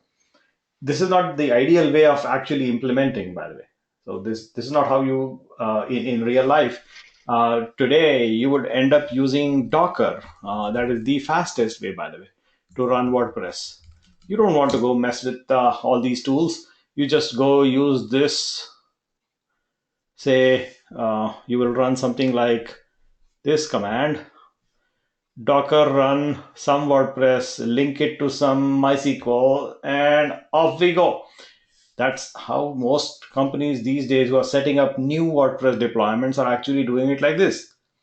So just one line and it brings up the whole thing. You configure a Docker container running MySQL, another Docker container running WordPress. You connect them two together and in one compose command that looks kind of sort of like this. So here you have image available to you that you will use and link it to MySQL database. And then for database itself, you are actually going to use MariaDB in this example, not MySQL, because MySQL is Oracle. So people are going away from Oracle things and using Maria.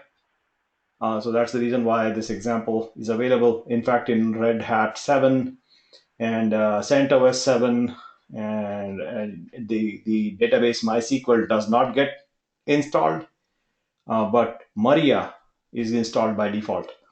So there. So at what point does it make sense not to use a container? Because I guess a container, it's kind of like a lightweight VM, right? I mean, that's all it is, right? Not really. So we'll So, talk about Docker pretty soon. So yes, we will. But it is not a VM. well, no, isn't it similar though in the way that it's isolated Yes. by the resources are isolated? Yeah. Okay. But not all the resources are isolated. There are some things that are reused. And so a container is a lightweight container. It is not a VM.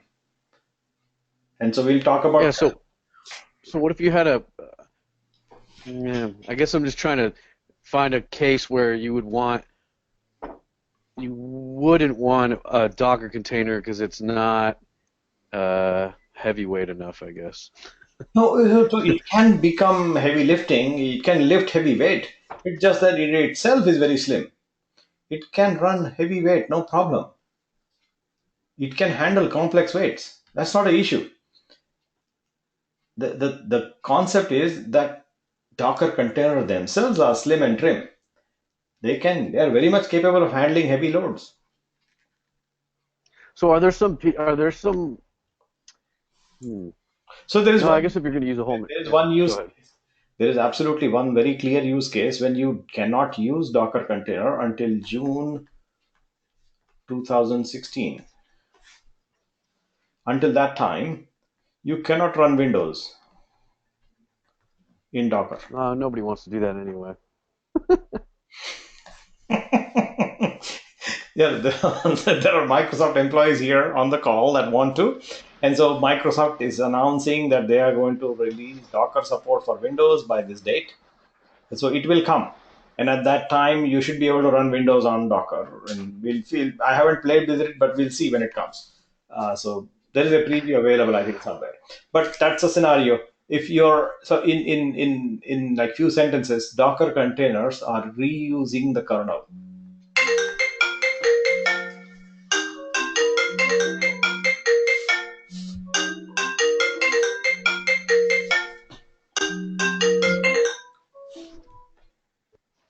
They're reusing the kernel from the underlying OS. What does Yeah, that and mean? then just isn't it like it's C groups under the covers, right? Yeah, C group, exactly. And so we'll talk about what C groups are and what a container is, and there are exercises on using containers and all that. So we will discuss that specifically. But let's continue what we were discussing and then jump to this idea maybe the next time we meet, which is a Saturday. Yes. So right now we are not focusing on Docker. There are some exercises on Docker available right now. Right now, what I intend to do is take an example of this. Where is that? Okay.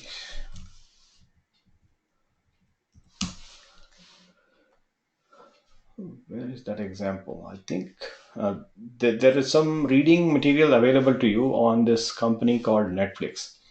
And in that section, there is a video which is, I think, 8 minute long. And there are slides available for that. And there is also another video which is slightly longer, not too long, 13 minutes, and slides available for that also. So we will look at the company Netflix first from a business perspective, and then understand what did they do to migrate to the cloud in its where are we? Hold on.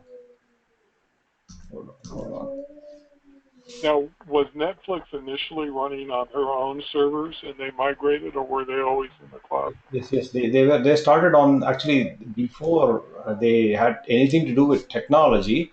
Let me remind you what Netflix was. If you cannot remember, Netflix used to be a company that used to ship DVD in the mail.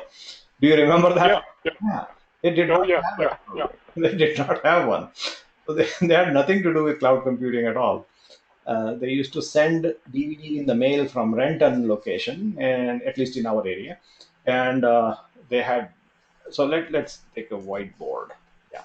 So long ago, not actually not too long ago, we had this thing called Blockbuster, and I remember that. And I'm only like 17 years in the country. Blockbuster. So I remember that thing called Blockbuster. It existed right here in Petco near my home. Before Petco, it was Blockbuster. And so then we had nothing for some years, and then now Petco. So Blockbuster, if you remember, some of you do, used to be a company which used to charge you late fee. You remember that? How many of you have paid late fee to Blockbuster? None? Probably. No, because I was never late. You know. Okay. Just the once, and then I thought never again. Right. So this late fee hurt people. And Yeah. that was one good selling point Netflix came along with. Is what, you know what? Forget late fee. We don't have any.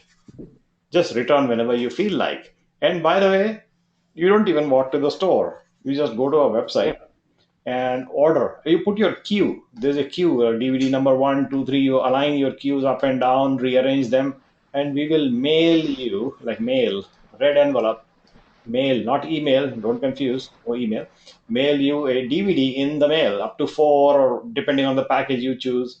And that was the website. The website was basically ordering website. You have a queue there, and you place the items in the queue, and then just take the items from the top of the queue depending on availability in your region.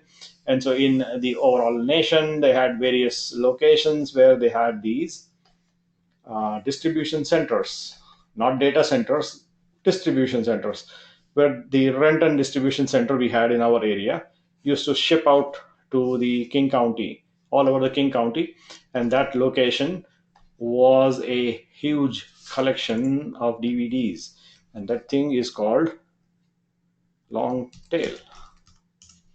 So a long tail is this picture where the availability of items in the marketplace kind of sort of looks like this, depending on the popularity of the movie, like which is the latest movies that we have these days. I don't even know. So but go to Fandango, right? So here in Fandango, Revenant. yeah, yeah.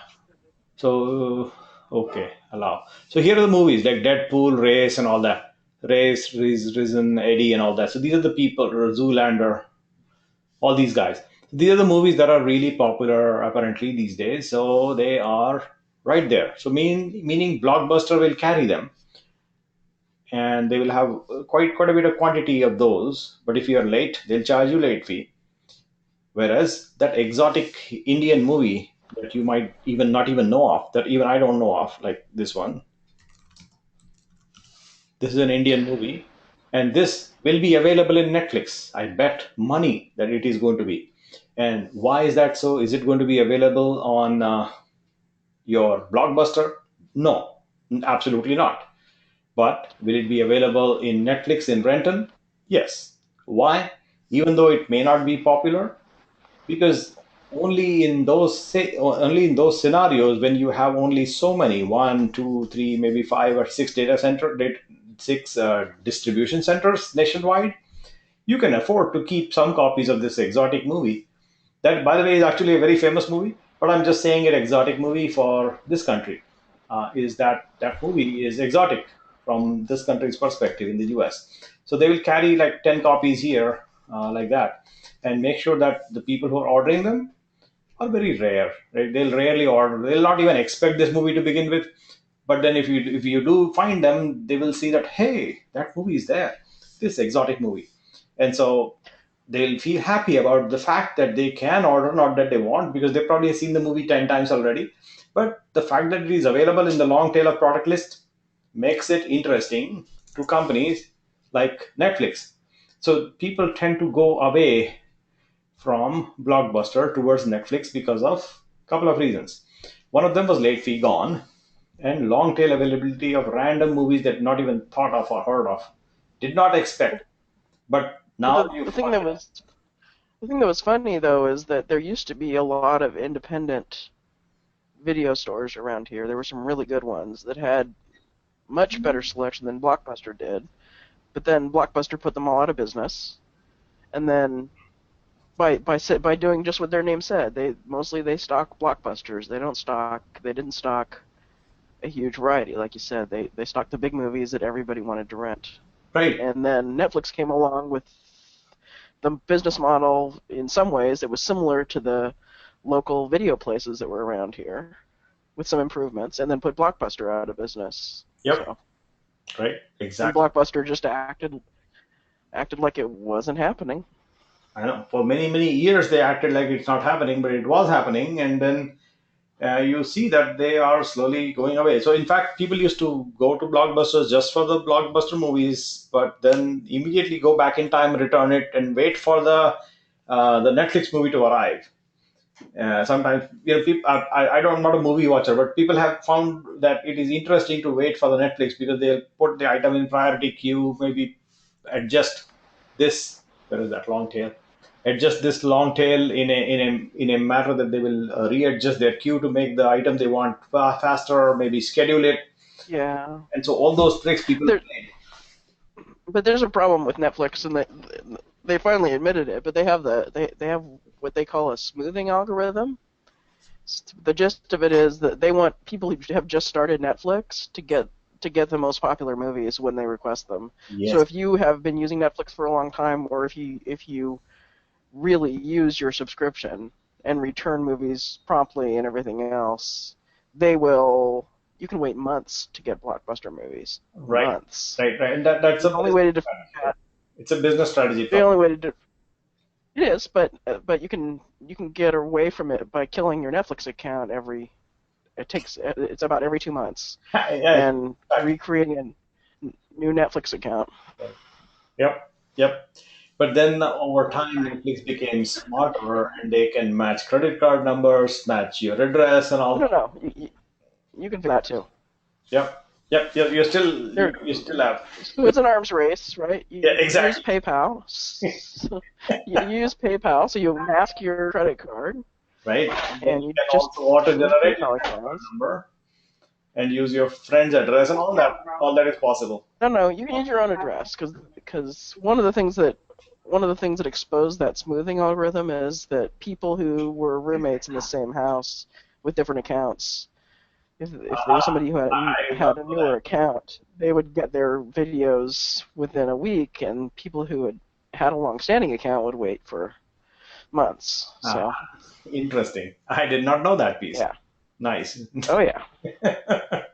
And now if you read their user agreements, they call it out in there. Uh-huh. That reminds me of this Uber driver. He told me that I should just keep deleting my account and then recreating it. I get $20 bonus. So For Uber, every time yeah. I need an Uber, I get $20. Yep. Well, I was getting pretty frustrated with Netflix and the smoothing thing because I was pretty aggressively using it. Wow. And man, I would just wait forever to get movies. And I tried all the stuff, all the queue strategy stuff, but finally the only thing that would work would be killing my account and recreating it. Nice. And I finally just ended up with 3 accounts that I rotated between, right? Because if your account sits inactive for a while, they'll treat you like a new customer again. Right. You should just get a NAS drive, little cloud drive, and then just uTorrent everything. Yeah, well, I'm trying. I'm a responsible citizen with a decent salary, so I'm trying not to steal content. But they aren't making it easy, so. Yeah, and I think on the torrenting business, I think it does not actually make sense to pirate because it is cheaper to actually go to Netflix and do it the proper way today. It doesn't make And easier, certainly. Yeah. it doesn't actually make economic sense even from a poor student perspective. It is still easier, economical, and convenient to just go to Netflix because that's the most convenient method today. And in fact, that's how you see Netflix.com today is very different from just a few years ago. Netflix has completely changed their business model. Again, Yeah, you're just not doing it right, Nilesh, if you think that that's cheaper and easier. Yeah, I mean, Yeah, it these could, kids got it it's all figured easier. out, man. But you Yeah. know, It would be easier. It would be easier if, or it'd be better. But the thing is there's so many movies Netflix doesn't have that are new. Yeah, True. gosh. Absolutely. the problem, I think, Certainly not streaming. if you're talking about cheaper, you should also include the cost. The cost is actually not just whatever at $10 per month. That's not the only cost. So Oh, it's like $500 for the cloud drive, and then for the media receiver, I probably paid like And your $500 for time. everything, and then I got fast internet, and that's expensive. So it is a lot, but I like it. but you know what? There is also another cost that you're probably missing out. And let me articulate that black and white. And so you have the cost of drive and the internet. You said, right? That's okay. That's not the major. It's probably $1,000 one time. Maybe $2,000. That max. Let's leave it that. There is another cost that you're possibly missing out on, and that cost is the likelihood of getting caught. Yeah. Like You get caught and fined. You get caught and you get fined. It's going to be expensive. Right. If you get caught, then the chance is not zero. And if you get caught, the penalty is steep, like really steep. And even though this number is not zero, it is certainly a small number. But this small chance multiplied by the steep penalty you pay should be added to the cost. Yeah, I mean, I've Right, actually and I've been caught a couple times, but they didn't find me. I got a letter from a Comcast, and then I started using a VPN. yeah, but once the feds get you. But let's talk about the ethics of why it's okay to steal. I mean, Well, what's interesting is I used to download or actually take the DVDs and break them and copy them onto a hard drive. So there is, And by the way, there is an open source product called Popcorn Time, which is not legal in this country, but it is legal in certain countries, and I know I have seen it in another country. The name is Popcorn Time. It doesn't show up here when you are here, and that is like open source Netflix with all the pirated things you can think of, and I have seen it in China. yeah, I think the cheapest way to do this now is you can buy Netflix accounts and passwords online for like 25 cents. Okay, here we go. So there we go. 4 hours, 6 hours ago, there is a news about Popcorn Time officially announces its return. oh, Wow. Why the scare quotes on officially? I don't know, but it's just like 6 hours ago news from somewhere, and so that is today at 4:41 p.m. But you know what? Don't go there. This does not make sense. I know it works and all. I have seen it, but it doesn't make sense to actually use it in this country. So don't go there. It is open source Popcorn Time. It is basically open source Netflix. You are basically using BitTorrent illegally, pirating and showing it in Netflix-like user interface that looks like this. And yeah, all the movies you can think of are available. Even those that are not available on Netflix are also available here. And Yeah, I've seen those before, and they're crappy though. Like they always cut out, and I've seen yeah, so people don't just do that. more frustrated with them than anything. Yeah. So what I'm suggesting is don't go there. Don't do that. That's what I'm really trying to say is I'm not trying to scare you away or anybody, but saying, don't do that. It doesn't make sense. It doesn't make economic sense or business sense or legality or ethics or whatever. Just avoid it. You're much better off. But there's one thing that I'm curious about Netflix, which I've noticed is that when TV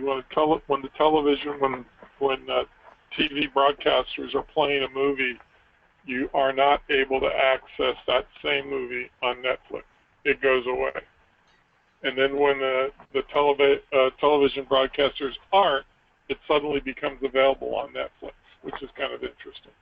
Yeah. So there is a cascade going on here, by the way. So at some point, uh, depending on Bollywood, let's see Bollywood, or I should say Bollywood, Hollywood, right? It's the same thing. Depending on Hollywood, Bollywood, those guys, they are the creators, right? They have the copyright, they will release the movie. So this is the full format movie available. And they will then decide which of the cascade, these are channels of distribution, these multiple layers and channels. And at some point, you will have Netflix. The first channel is typically the premiere that is made available. The premiere shows happen in Los Angeles or New York or those places. Then the theaters get it. Then sometimes broadcasters get it. Sometimes other channels of distribution get it. And eventually you will find that the movie becomes available on Netflix. And And at some point there will be once a it's Blu-ray. once it's usually Netflix and Redbox are available a month after the DVD and Blu-ray are released.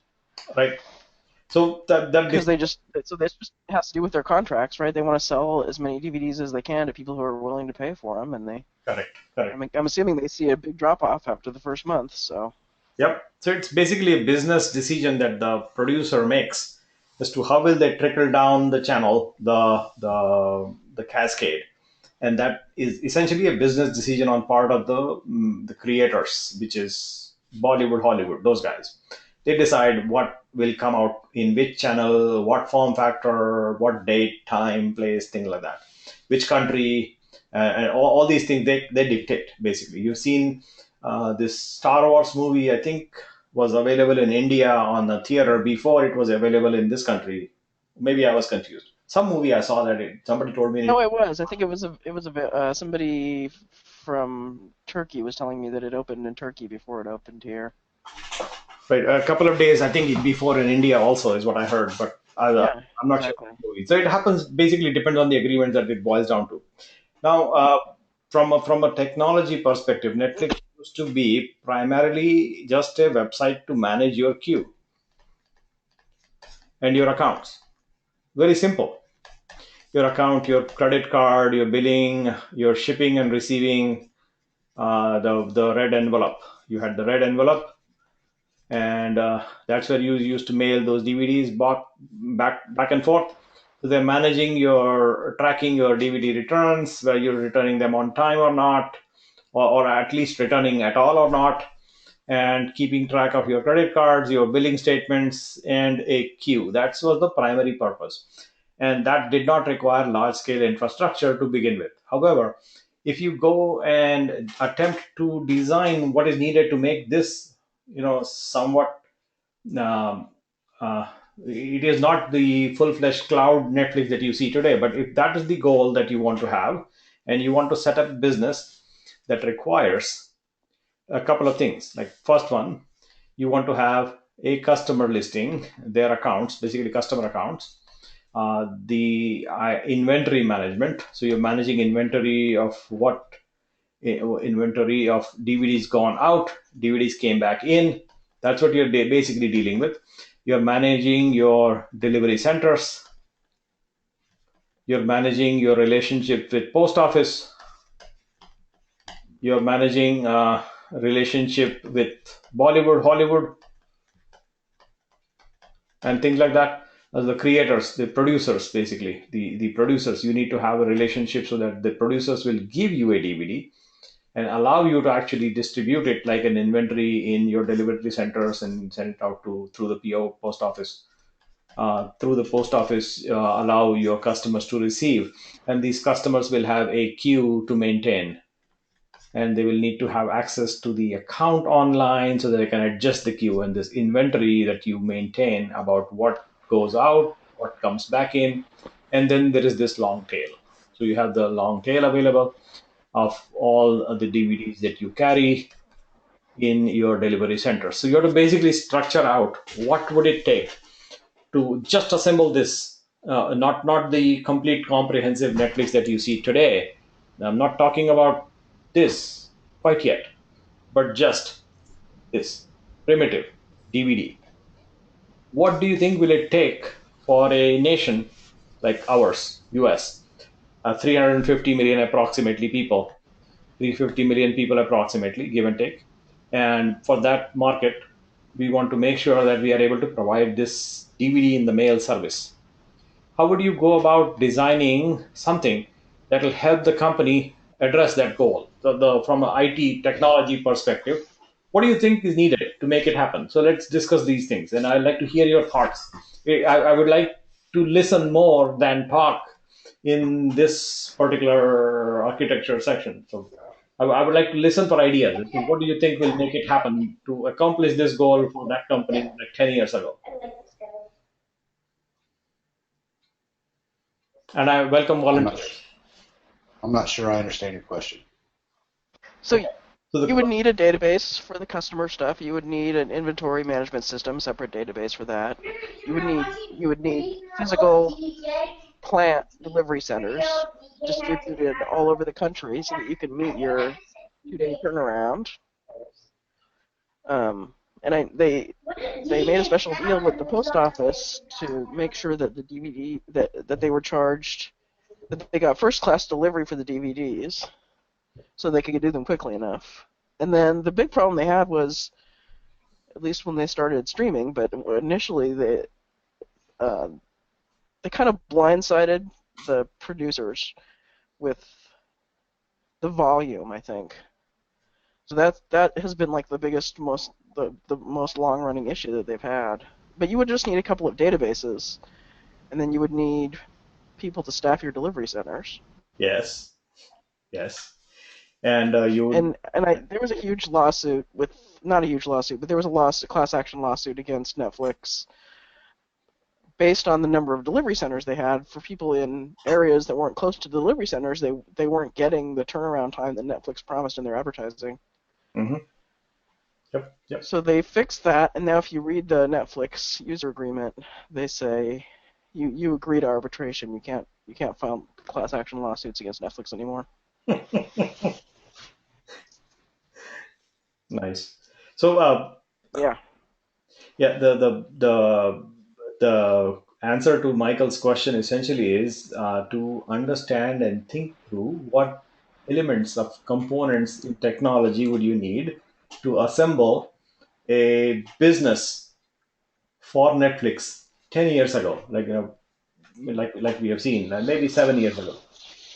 What would it take to assemble something like this? So, as Helen described, you would need a variety of databases to keep track of your customer accounts, inventory, data centers, post offices, and producer relationships, and your overall Uber inventory. How many DVDs are getting broken in the mail, stolen or not being returned, or those issues. Then there is this thing that you also need is at least a front end website. Right? You need to have people log in, log out, understand their account, put a credit card. You need a method to charge the card. You need also to keep track of the smoothing algorithm that Helen was talking about before. Like you need to understand that if there is a case which is new customers, you want to make sure that they are interested and they get the DVDs quickly enough, as opposed to having to wait for a DVD to show up in the mail. Eventually, the queue was more efficient for certain customers who are relatively newer. So you have to implement these techniques in form of some application that needs to run somewhere. So, like Helen was describing, what I would like to now do is take this basic picture and try to identify what elements do we need from a actual infrastructure perspective. From the user's perspective, the user will typically use a web browser, some kind of a browser, and they will hit some site. That site will have a URL, and that URL will be netflix.com, like very, very typical, right? And that's what you're doing right now here. Same thing, netflix.com. And that site will be showing you a variety of states for the user. So we are basically trying to attempt to understand what the user sees here, and that's one persona. This is the user persona. What they will see is their account when they log in, their queue of DVDs, and whether they got it or did not get, or waiting for it, did they return back to them or not, and things like that. That's one perspective. there are a couple other perspectives that you don't seem to see from a user's perspective is the perspective of the delivery center manager. The delivery center manager will have his or her own perspective of the same site. It'll be a completely different view about how many DVDs are actually coming in, waiting to come in, how many DVDs are gone out, and what do I have in my store. What varieties of DVDs in form of a long tail? What do I carry? And which DVDs have to come from not your local delivery center to fulfill a request and stuff like that. Right. And so one thing you would see in the olden days with Netflix is when you ordered something that was weird, if they didn't have it locally, they'd say, "Hey, we said we'd get this to you in 2 days. It's going to take us 5 days because we have to send it from Delaware or something." Right. And so the inter-delivery center connectivity between centers. So you have this nation, and you have these centers located, distributed wherever they are. If the DVD is not available here, you want said movie M1 is what I want. And so if it is not available here, then what I will do is the delivery manager will go request if it's available here or here, then request that movie to be shipped, and then becomes an inventory of this delivery center. Then I can then locally ship it out to. No, they just request that they ship it from the remote center, but it takes extra time to do that. So they don't ship it to you locally. They just send it directly from the remote center. But if it's across the country, it'll take longer. Yes. I always thought that like Netflix contracted with like somebody like Amazon who had a really large supply chain pipeline, who had all of those systems in place, and they would just burn DVDs and send them out. No, they may just they didn't have an infinite supply of the DVDs. So if they were just burning DVDs, they were buying those DVDs from the vendors, or possibly they were copying them with a certain, but they had a limit. They had to pay for each one. Yeah. Right. I mean, they would pay rights, of course, and they would pay royalties on them, but. So there is this technology available called DRM that you may have heard of. Yeah. Right. You cannot generally copy a DVD onto another DVD, and even if you did, it will not work. And that's the copy protection technology. However, well, I think he's just assuming that they instead of buying 10,000 DVDs from somebody in Hollywood and having them ship them to their various centers, that they bought one master DVD that they could then burn 2,000 times in 5 different centers or something like that. Yeah. But I don't think that's what they were doing. So burning I don't think that's what they were doing. Reduce your cost. It doesn't reduce your cost. Burning doesn't mean it's free. Right? Burning does not reduce your cost. So for every burn you make, you have to actually pay back to Hollywood, Bollywood, the item on the DVD. Yeah. And if you looked at the DVDs, they had the branding printing on them, so they were just distributed directly from the DVD makers, not from Netflix. And Netflix started in 1998, so they started before a lot of these, before Amazon got as gigantic as it is, and I mean they were really pretty early in this. Yes.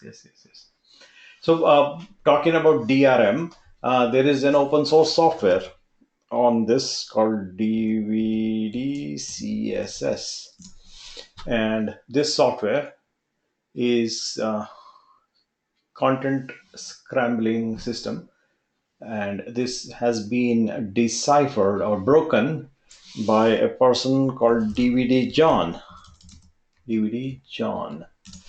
And so this gentleman, also known as DVD John, he has decrypted the CSS, and that is how people seem to pirate.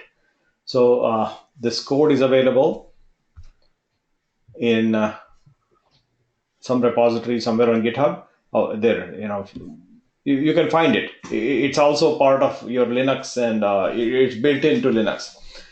So that's what is known as DVD ripping, by the way. If you have heard the word ripping, that's the software that is being used to decrypt the copy protection. Now that technology itself is available, but doing it on a protected medium without permission from the creator is unlawful.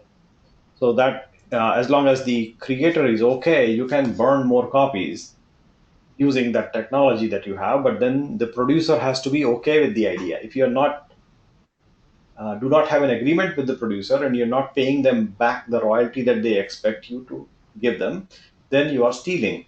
And that's the concern that people have with that DVD John's DCSS software that I'm talking about, DECSS. So it removes the copy protection on DVDs, allowing you to copy, but then that is illegal if you do not have producer's permission. Now, having said, the scenario which is about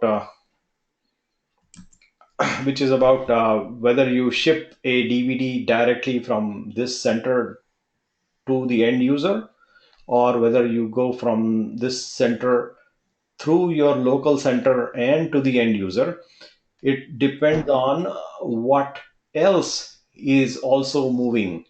It may not be just, if it is just one DVD going from here to here, that's not a big deal. It makes total sense to just ship it directly like this and send it to the end user, and the user is happy, and you just notify them that I did. And then these guys also know. And that's the optimal scenario. However, in many cases in real life, that one piece of DVD may not be the one that goes to that region in general. So you might have something in Delaware, and you might have one here in Renton, and the shipment might actually contain 3,000 DVDs. And in that case, it does not actually make sense to ship it like this 3,000 times. Sure it does, doesn't it? They're paying. It costs exactly the same as it does to ship it from Delaware as it does from Renton, right? You're right. If you're talking about DVDs for Netflix, They're first class tax. that's a very specific case, Yeah, right? it's a very specific case. Right. In the general case, it doesn't apply. So in the general case, it doesn't make sense. But yes, for these, it's like it costs them 45 cents to ship it from Renton, and it costs them 45 cents to ship it from Delaware. So why would they care? totally. It's kind of hard on the post office, but Totally. And so what post office sometimes has is deals with large shippers that gives them special pricing. And we don't know whether they have such a deal with them. So if, yes, as you said, it may be hard on the post office, and post office will know about it because they will do it quite often. If they are doing it, post office might approach Netflix and say, you know what, why don't you help us out? We'll help you out. And that happens. And you might see these cases where post office sometimes obliges you with free advertising at your doorstep. They're doing this to make money. You see those junk mail comes in your home every day, right? And so post office is voluntarily doing it for no good reason other than making money. You've seen it. So it's a commercial entity. They want to make, they want to survive. So they're doing these negotiations with entities of, now you have post office delivering to your door on Sunday. And it is sometimes an Amazon shipment. Why are they doing it? They want to survive. And so they're doing negotiations with entities larger enough to that matter. And so we do not really know whether shipping from Colorado or Delaware to Renton directly is optimal in the overall game or not, because only they will know. We cannot really guess. From our perspective, it's a first class tab, and that's okay. And so it may be optimal from one perspective. What about the other guy's perspective? What about the post office perspective? We don't know those things. We don't know their internal deals. So that having said, let us finish off this understanding of what would it take to make just a plain simple study to make it work from the end user's perspective. When the user is visiting a browser looking at the queue, when the data delivery center manager is looking at his browser or his computer looking at his entire data center, the delivery center itself, and then there are corporate users within Netflix that will have a different perspective on how the overall business is happening across the company in Netflix in terms of the entire business. So you will have a variety of software that will be deployed from these personas that I'm talking about, the end user persona, the delivery manager, delivery center manager persona, and then there are corporate people that will have different view of the same business that is going on. And you will see these perspectives from different points of view, from different entities coming along and actually identifying the same collection of underlying databases. At the end of the day, there is a database somewhere that stores all this information, and uh, that has to be understood. You need to have a database, and you need to have these presentation layers that will show different views to different entities or different personas. And that view rendering boils down to this multi-layer approach towards creating. At the bottom layer, you will have some database of some sorts, multiple databases, I would say, and then translate these into some kind of an application layer that will actually interact with the database layers and present meaningful output and interactivity with these stakeholders or personas of variety of different types. So that's a repeating theme you will see. The personas that you might have, the user persona, the delivery persona, the corporate persona, or the marketing persona, the sales persona, the Bollywood, Hollywood persona, these people that are consuming the same ultimate data set in a variety of shapes and sizes and forms and perspectives are being rendered to by the application servers. That's the scenario that we should think of. And this is just a two-scale division of what a primitive way of thinking about what would it take to construct at least the elements that are needed. Now, you cannot magically assume that you will have an application that will run here exactly the way you want it for this particular entity, which means it boils down to creating that application. You have to have developers that will develop this app, and that has to be created in your company or maybe outsourced it to somebody that will create it for you. But then you need to write the specifications for it. You need to tell the developer and help them understand the business. And in Netflix, they wrote it internally. So this was an internal application that Netflix wrote, and they were running it in their data center. As they saw business evolving with Blockbuster slowly going away and this internet bandwidth generally improving across the nation, they saw this need as a forerunner in this space of streaming a movie. And streaming is what you already know. You use it, you see it, you consume it. Most of us have accounts, and we are consuming them. Consuming movies in streaming format. Nobody actually has a player to play a DVD these days. Maybe there are some, but I'm just saying that most people don't. Then there is still this red box that we know of that exists. So that there apparently is a market that people have DVDs, and they'll go to Redbox and get the DVD from the box and then take it home.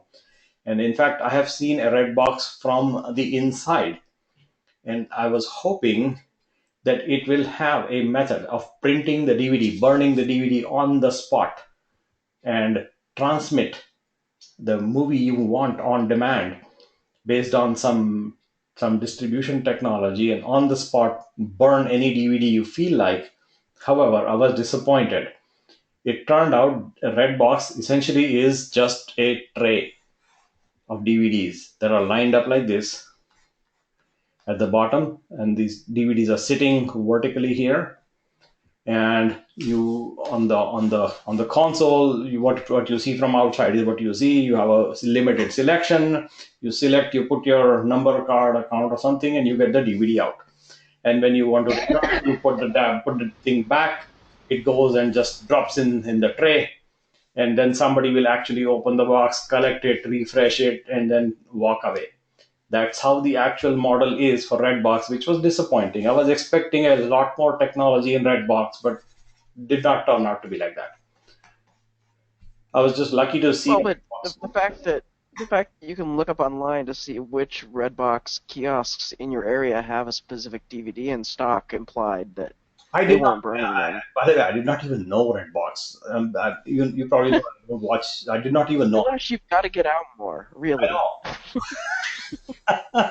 I did not know Redbox existed until I saw one in Safeway, and that day, it turns out somebody was actually repairing the box, and I happened to peek inside and said, "Okay, that's what it is." I thought it was much better. It said not Netflix for years, and so the advertising was kind of. I did not actually bother to look at the site because now it is clear, and so choose a pickup spot and let us see what you're telling me is. Well, and again, they're kind of replacing Blockbuster because they only rent really the the big movies. But if you're looking for a specific movie that's just out, it might be down at your 7-Eleven, but not at your QFC or whatever. I see. So, Okay. but they've got a much cheaper business model than Blockbuster because they don't have stores, they don't have people, or as many people. Right.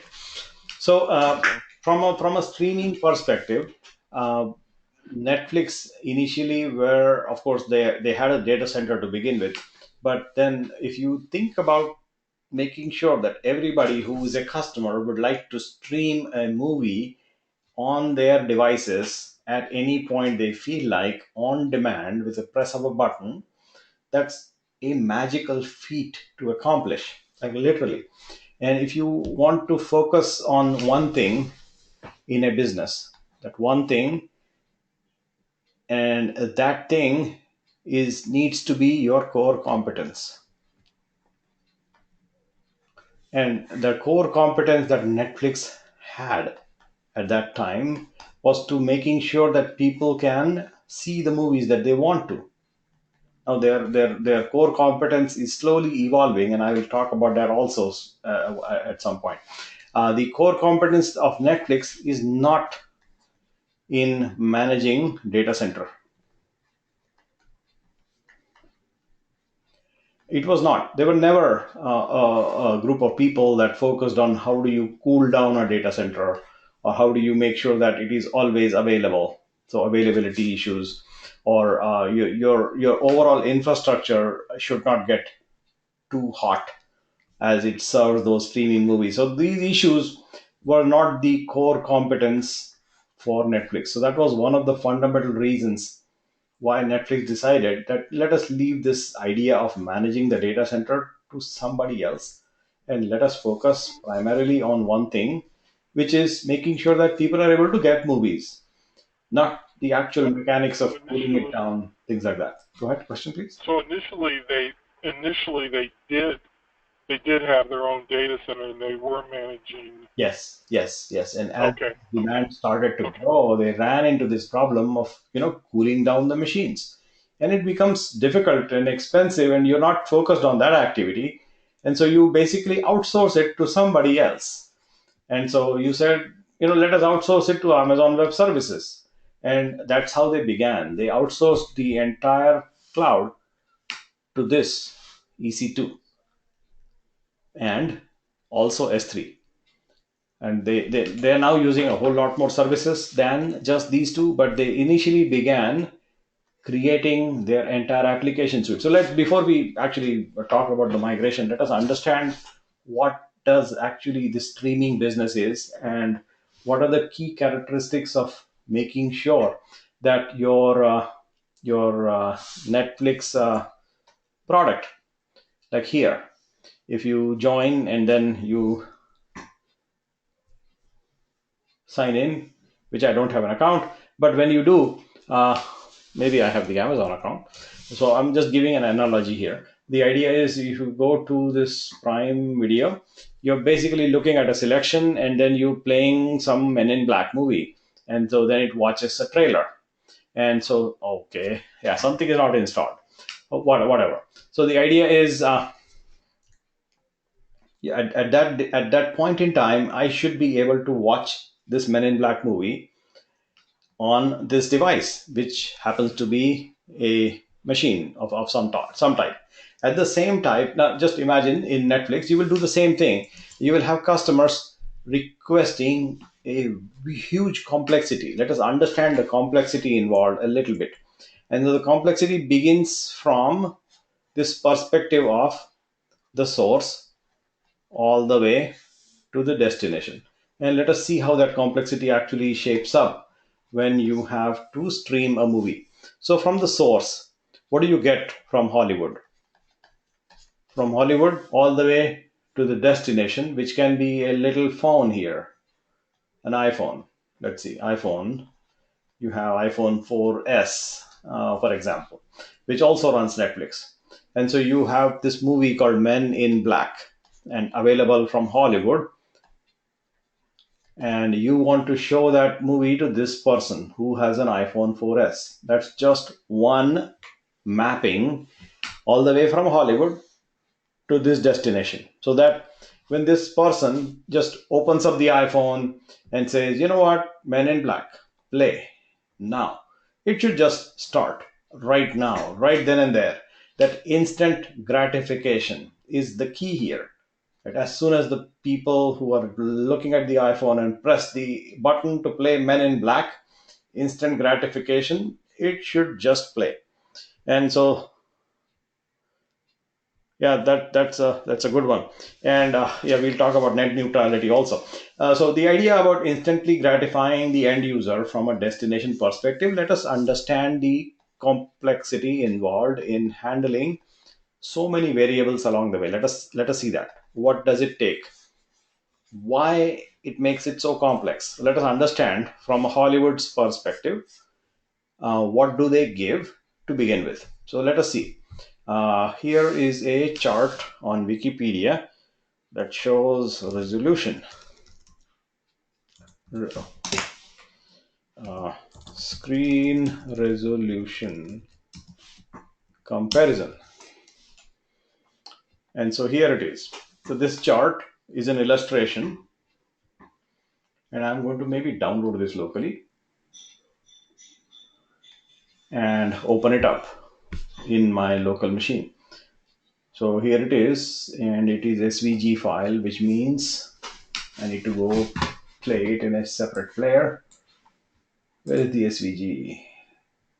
Okay, Vector Video Standards, open it with Firefox. There we go. So here it opens up with Firefox, and now you look at the screen, you will see that the biggest resolution we have on this chart is 4K. And that 4K is 4096 by 2160. So that's the biggest resolution, at least on that chart. That is called 4K, which is 4096 by 2160, also known as 2160p.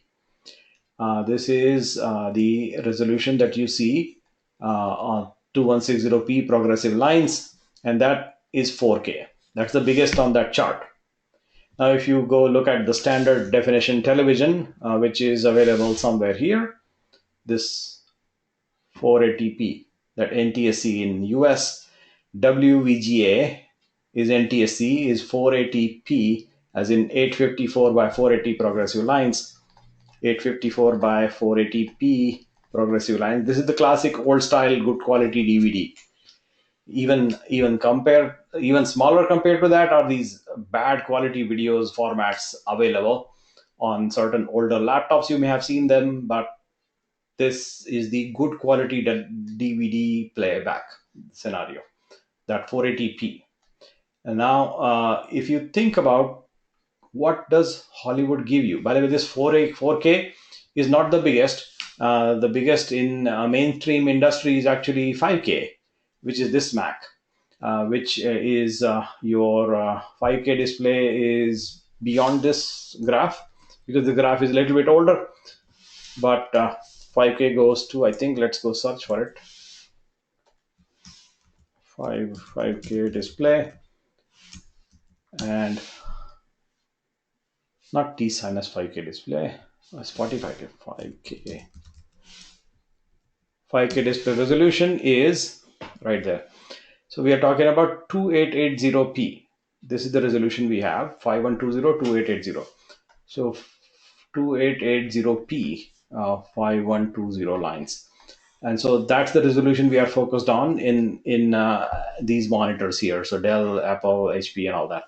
Now, having said, the resolution that you actually receive from Hollywood directly is way, way bigger than this. What they typically give you is what is an IMAX resolution. The IMAX theaters have a resolution at, I think, 18,000p. IMAX resolution. Let us see what the resolution is. Okay, IMAX resolution. not easily readable, but you can search it and you will find that it is about 18,000p, 18,000 vertical lines. That's what it means. All the way from top of the screen to the bottom of the screen, there are 18,000 horizontal lines of resolution, as compared to 480 on a DVD, 2160 on a 4K display, and 2880 on a 5K display. So it is a huge detailed resolution available in IMAX. If you go to the full screen IMAX theater, that's what you will find. And that is how, at least that is how Hollywood will make a movie and give it out for usage for anybody who wants to consume that content.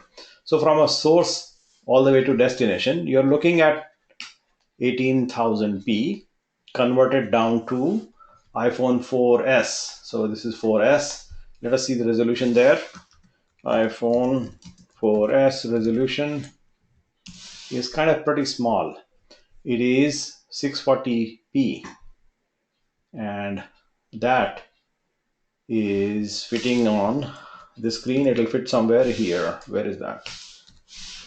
640p is, it's not exactly on this chart, but you can think maybe closely somewhere in between this and this. So somewhere in this spot is where the resolution actually fits all the way, somewhere here. So as opposed to all the way to 4K and even beyond. So what does that boil down to?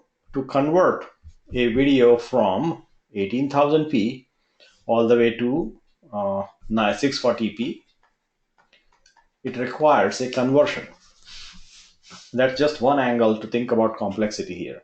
And what we are talking about is this: if this is the movie theater, you're talking about 18,000 horizontal lines like that, and you want to 18,000p. This is progressive. P stands for progressive. So if you have to convert that, and if you don't convert and you try to pass this entire big screen format movie to an iPhone 4S, it will never render anything. It is just not capable of showing anything. Even if you are able to transmit the whole thing through very high speed connectivity, the phone is not capable of showing you anything that higher resolution unless it is narrowed down and scaled down to that resolution that it can actually handle. Now that iPhone 4S just happens to be one device.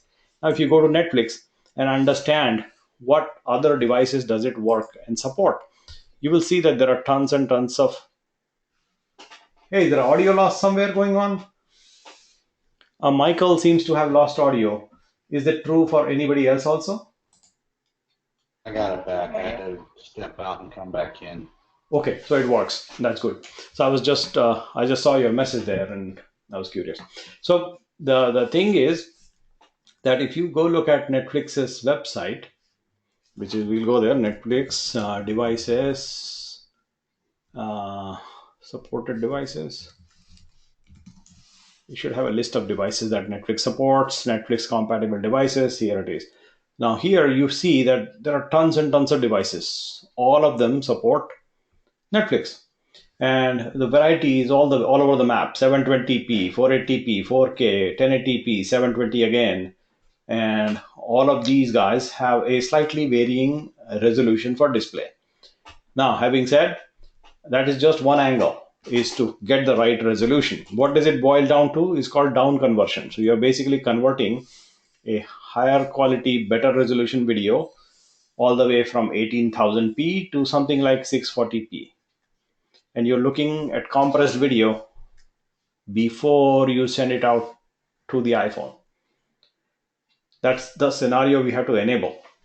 Now, having said that part, that is just the video display part.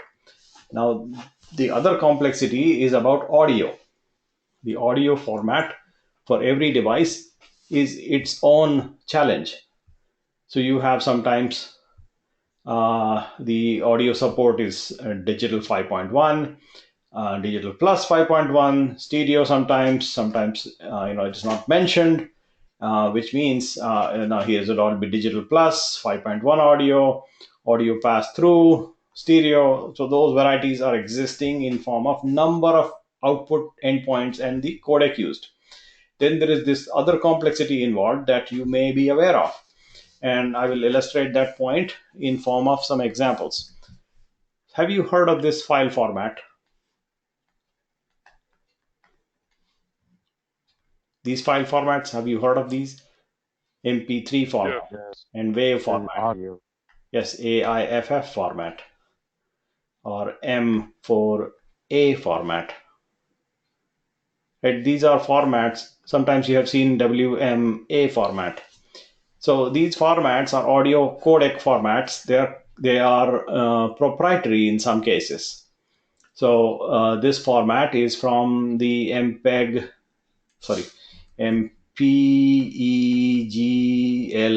consortium. This format is Apple. This format is also Apple. This format is Microsoft. This format is actually not a format, it's just the raw audio. And then there is other formats available in the open source, such as, you may not have heard of this, but the name is OGG. And you may have heard another format that you may have heard of is called FLAC, Free Lossless Audio Codec, and that is open source. These two are open source. And so the idea behind mentioning these things is that our players as in these target devices that we're talking about, these guys, all these Samsung and LG and Roku and iPhone and Android and this and that. And by the way, yeah, all these other things also exist. So that list is very short actually. If you think about it, has Xbox, PlayStation, Wii, Nintendo, and all that, plus Chromecast and Fire Stick and Roku box. Plus you have Ubuntu, Android, Chrome OS, iOS. All of these guys also will play Netflix. So meaning they will have their own proprietary codecs to handle, which means Netflix has to deal with these things. If you send a file containing OGG format to a Windows phone, nothing will be audible. If you send an M4A file to a Microsoft phone, you cannot hear anything. If you send a WMA file to a iPhone, it will not play anything. And so you have to make sure that you are sending the audio to the native format. If you don't send it in the native format that the device listens for, it will not sound anything. It will not play anything. That's another complex. So they just look at, they probably just check to see what platform it is and then send over the file for that format, and they already have it. They don't actually convert it on the fly, right? Correct. Yes, exactly. And similarly, you may have heard of these other file formats.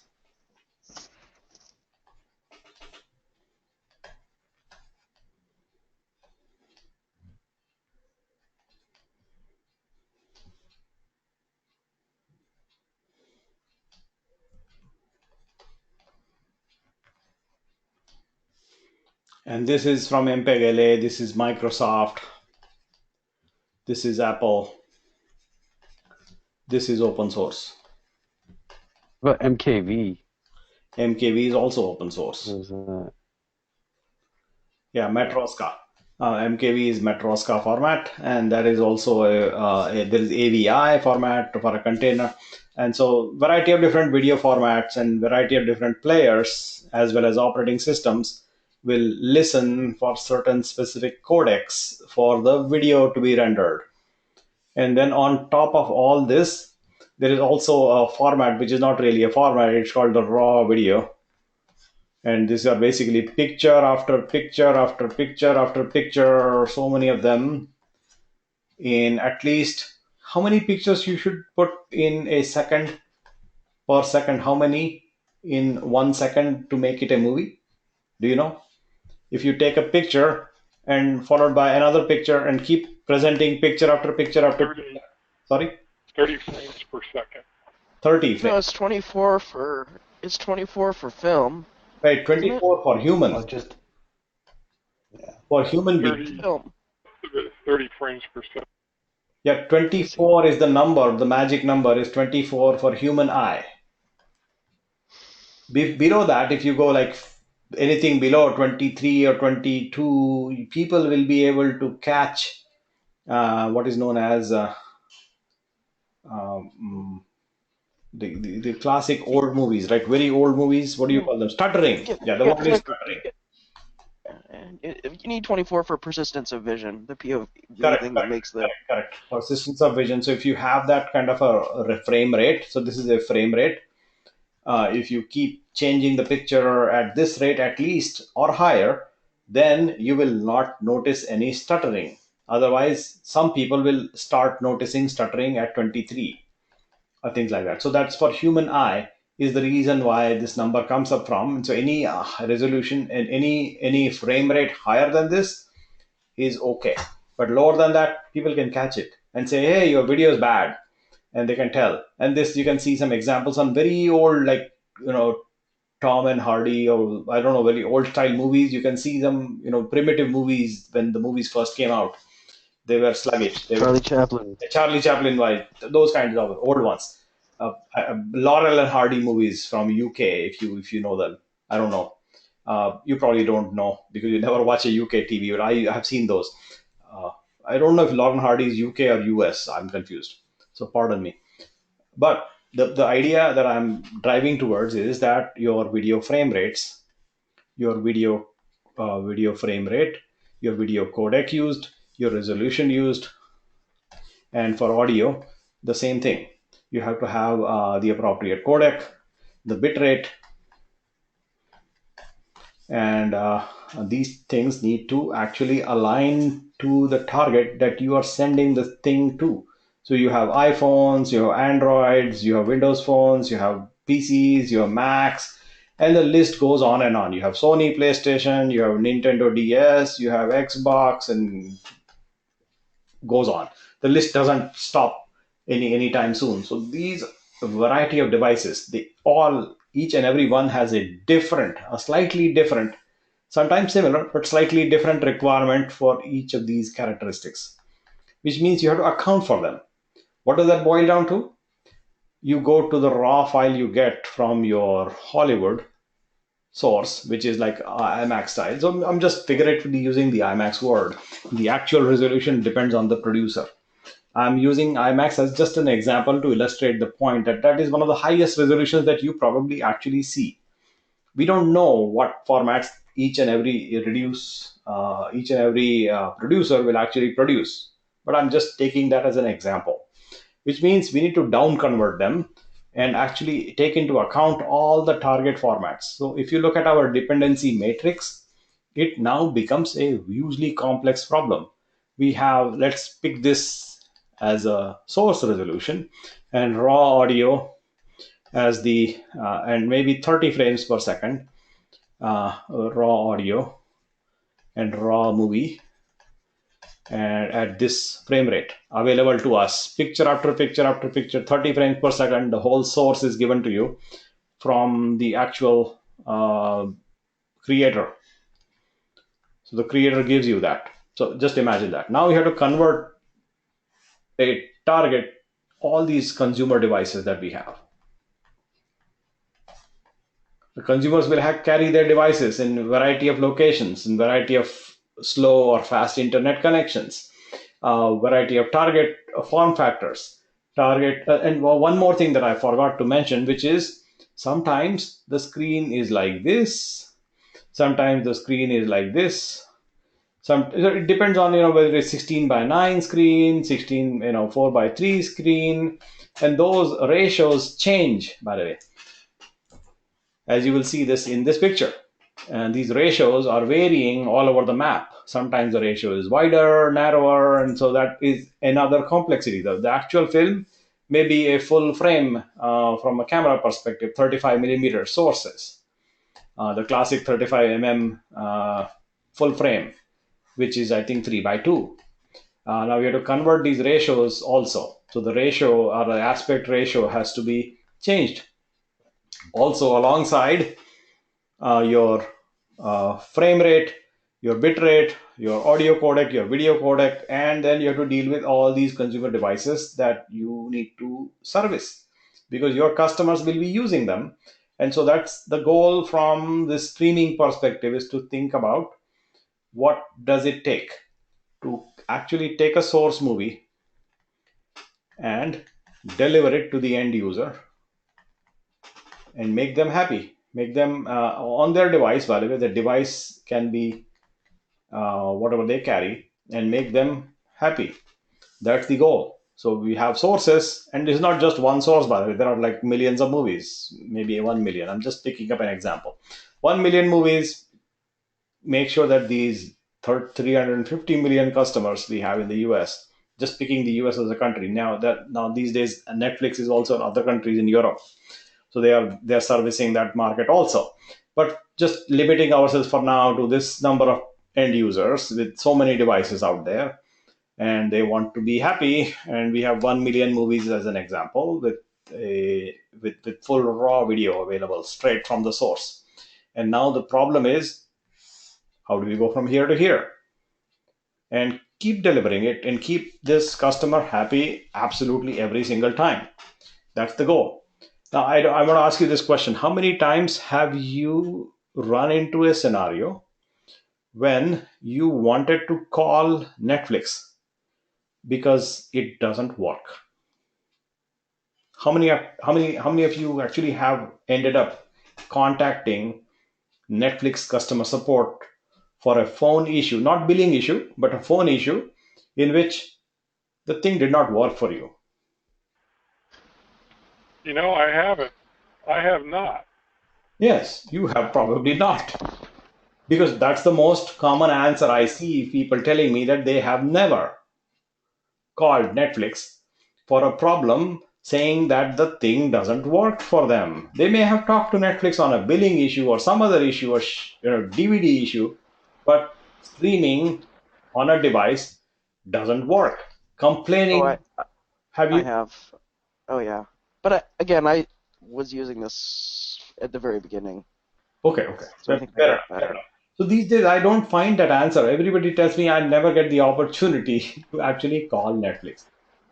Yeah, but if you asked how many people get frustrated because the quality, gets grainy or bad, or it cuts out, or it freezes and it stops streaming, I mean, I bet it's everybody. I don't know if it's sometimes. I mean, it could be, and I can see the internet's working just fine. So I'd assume it's. Sometimes they have problems with encoding. When they first started, I was calling them all the time because their movies weren't encoded correctly, so the sound and the picture didn't match up, as an example. So I actually talked to user support quite a bit. Oh, that was years ago. So when you're talking about sound and video, you're talking about lip sync?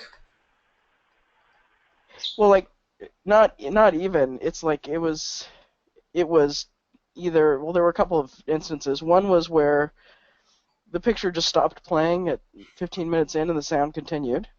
Right. And then another one was the picture was 10 minutes ahead of the sound. Wow. So it was not like the bad dubbing thing you see. It was really bad. So it's completely. Yeah. So I called them and talked to them about it, and they're like, well, we had an encoding problem, and. Yes. Yeah. So encoding in the proper format is a major task for Netflix.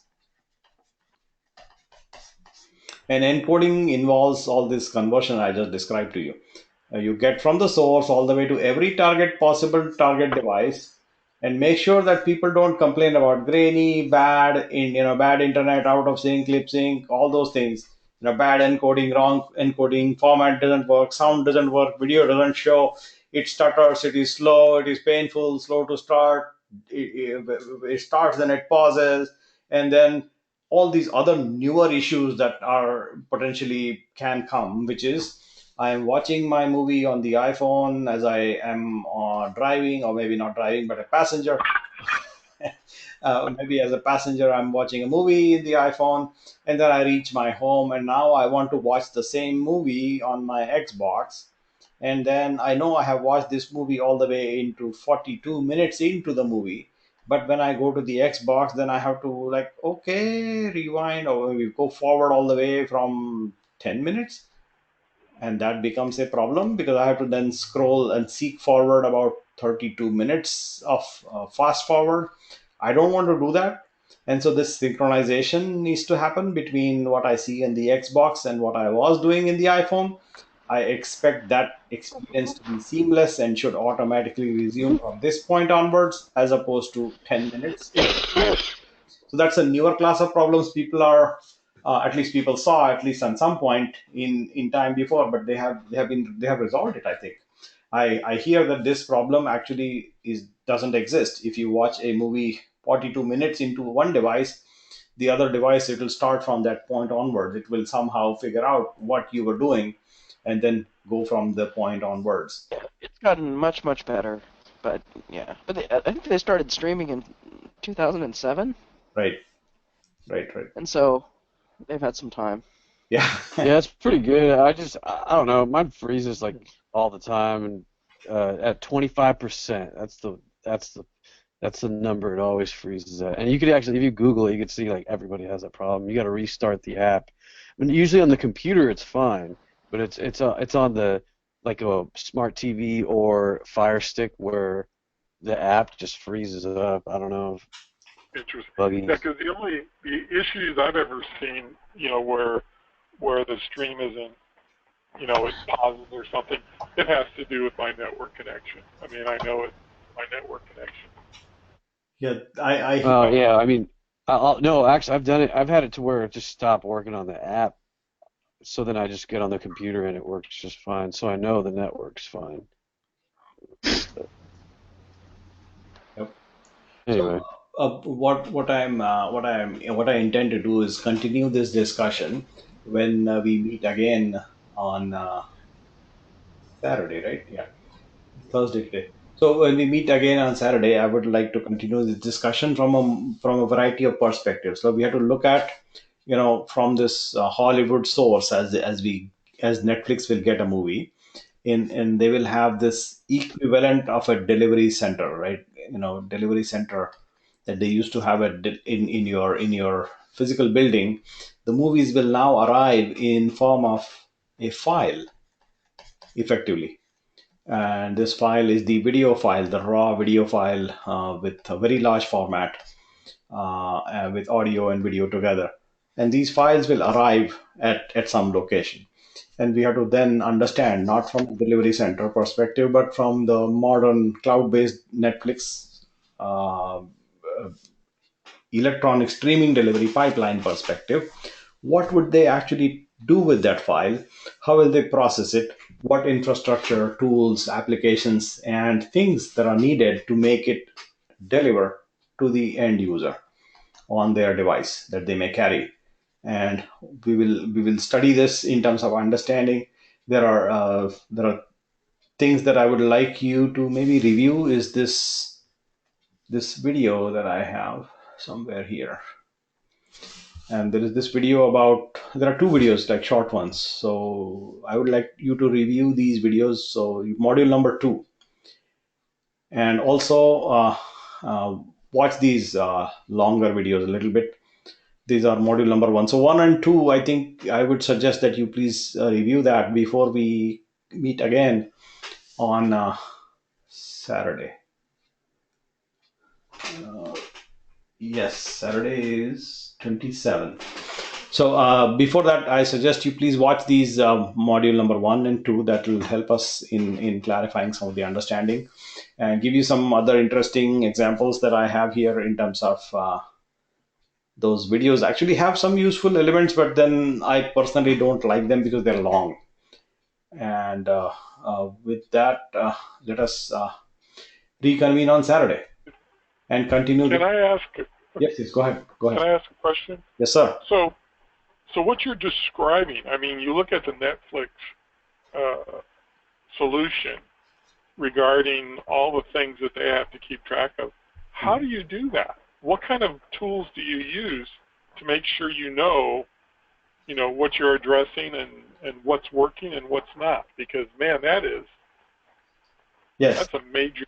I know. Yeah. I know. So I think to answer a question that Patrick just asked, I think Deepak has an interesting point to add there, which is internet bandwidth also a criterion. And so the answer is yes. Internet bandwidth is a dynamic variable. So as you know, it changes over time. Sometimes the bandwidth is good, sometimes it is not so good, and sometimes it is bad. And so those changes, and sometimes it is not available at all. And so these things happen and all over the map. So this is not a fixed decision you have to make. So iPhone 4S is a well-known variable. You already know the resolution, the format, the characteristics needed for that to play. You already know that. But the internet connectivity between the iPhone and everything else in Netflix side can depend on how AT&T or T-Mobile is doing or Verizon is doing. That may be the case. Sometimes the customer walks into his or her home, and then in the home they have Wi-Fi, which has a problem that the Wi-Fi is actually, the router is sitting right next to the microwave oven, and they are using 802.11.b. Then is it B or I'm forgetting which one, but one of them actually matches the microwave frequency. Sorry. So your Wi-Fi will change the behavior of the bandwidth available to your phone. Similarly, Comcast or other carriers will come into play, and their characteristic will change over time. So it is essentially boiling down to what is known as renegotiation. Renegotiation, and this happens all the time when a device will renegotiate the bit rate at which the movie is flowing down to you, and the renegotiation is dynamic. So if you notice that the movie is not being played here nicely at the required frame rate, bit rate, and you're measuring that right here on the device level and reporting that back to Netflix all the time. That reports keep going all the time. If that frame rate drops below a certain level, then the bit rate has to also slow down. The flow of information to the phone also slows down to accommodate that. But then at some threshold, that Netflix will actually say that your internet connection is broken, please call Comcast. And then they will stop playing anything to you. Nothing will play on your device. It will just say that, call Comcast. Your internet connection is broken. And that is required because maybe call Comcast, or they'll tell you some other way of basically check your internet or something like that. Not Comcast, but check your internet.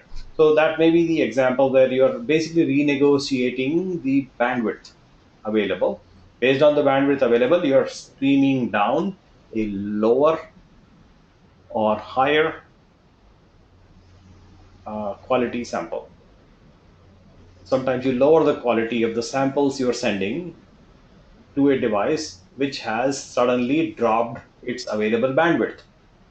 And that being dynamic, you have to continuously renegotiate on the device whether it is meeting a particular threshold for user happiness.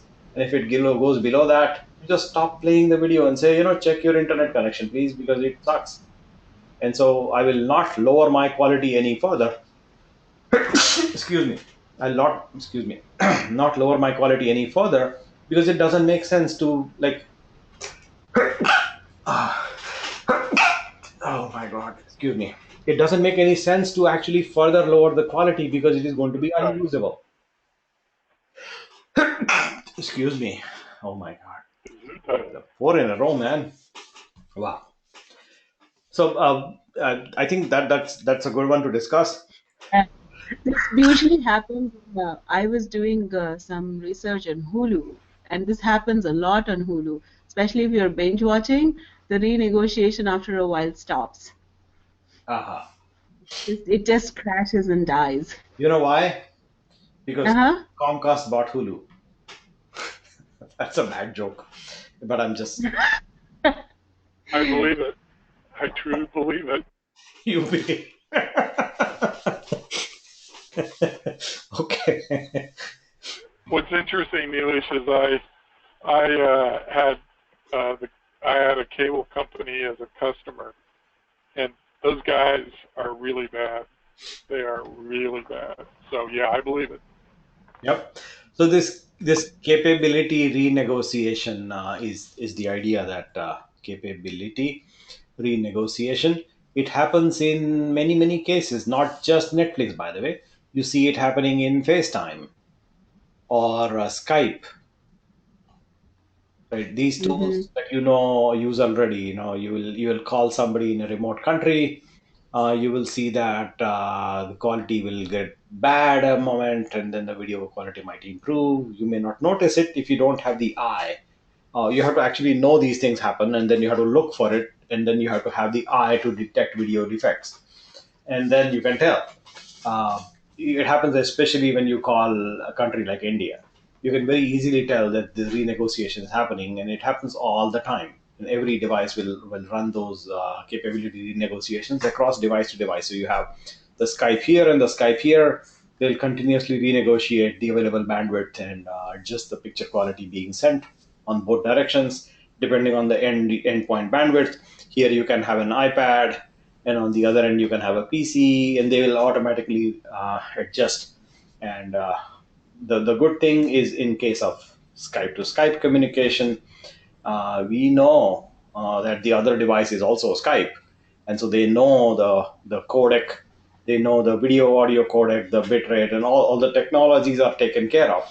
Whereas in case of Netflix, they don't have no idea what that device is going to be. He or she might use an iPhone and suddenly change to an Android, and maybe a Sony. We don't know what they may be using, and they might switch. And that's the challenge that Netflix has, a even bigger challenge than the simple tool of capability negotiation between Skype on PC, Skype on iPad. It's a lot more simpler. And same with FaceTime, and same with other tools. So the concept is the same. Netflix has a lot more complexity to it. Excuse me. I'm pausing the recording right now.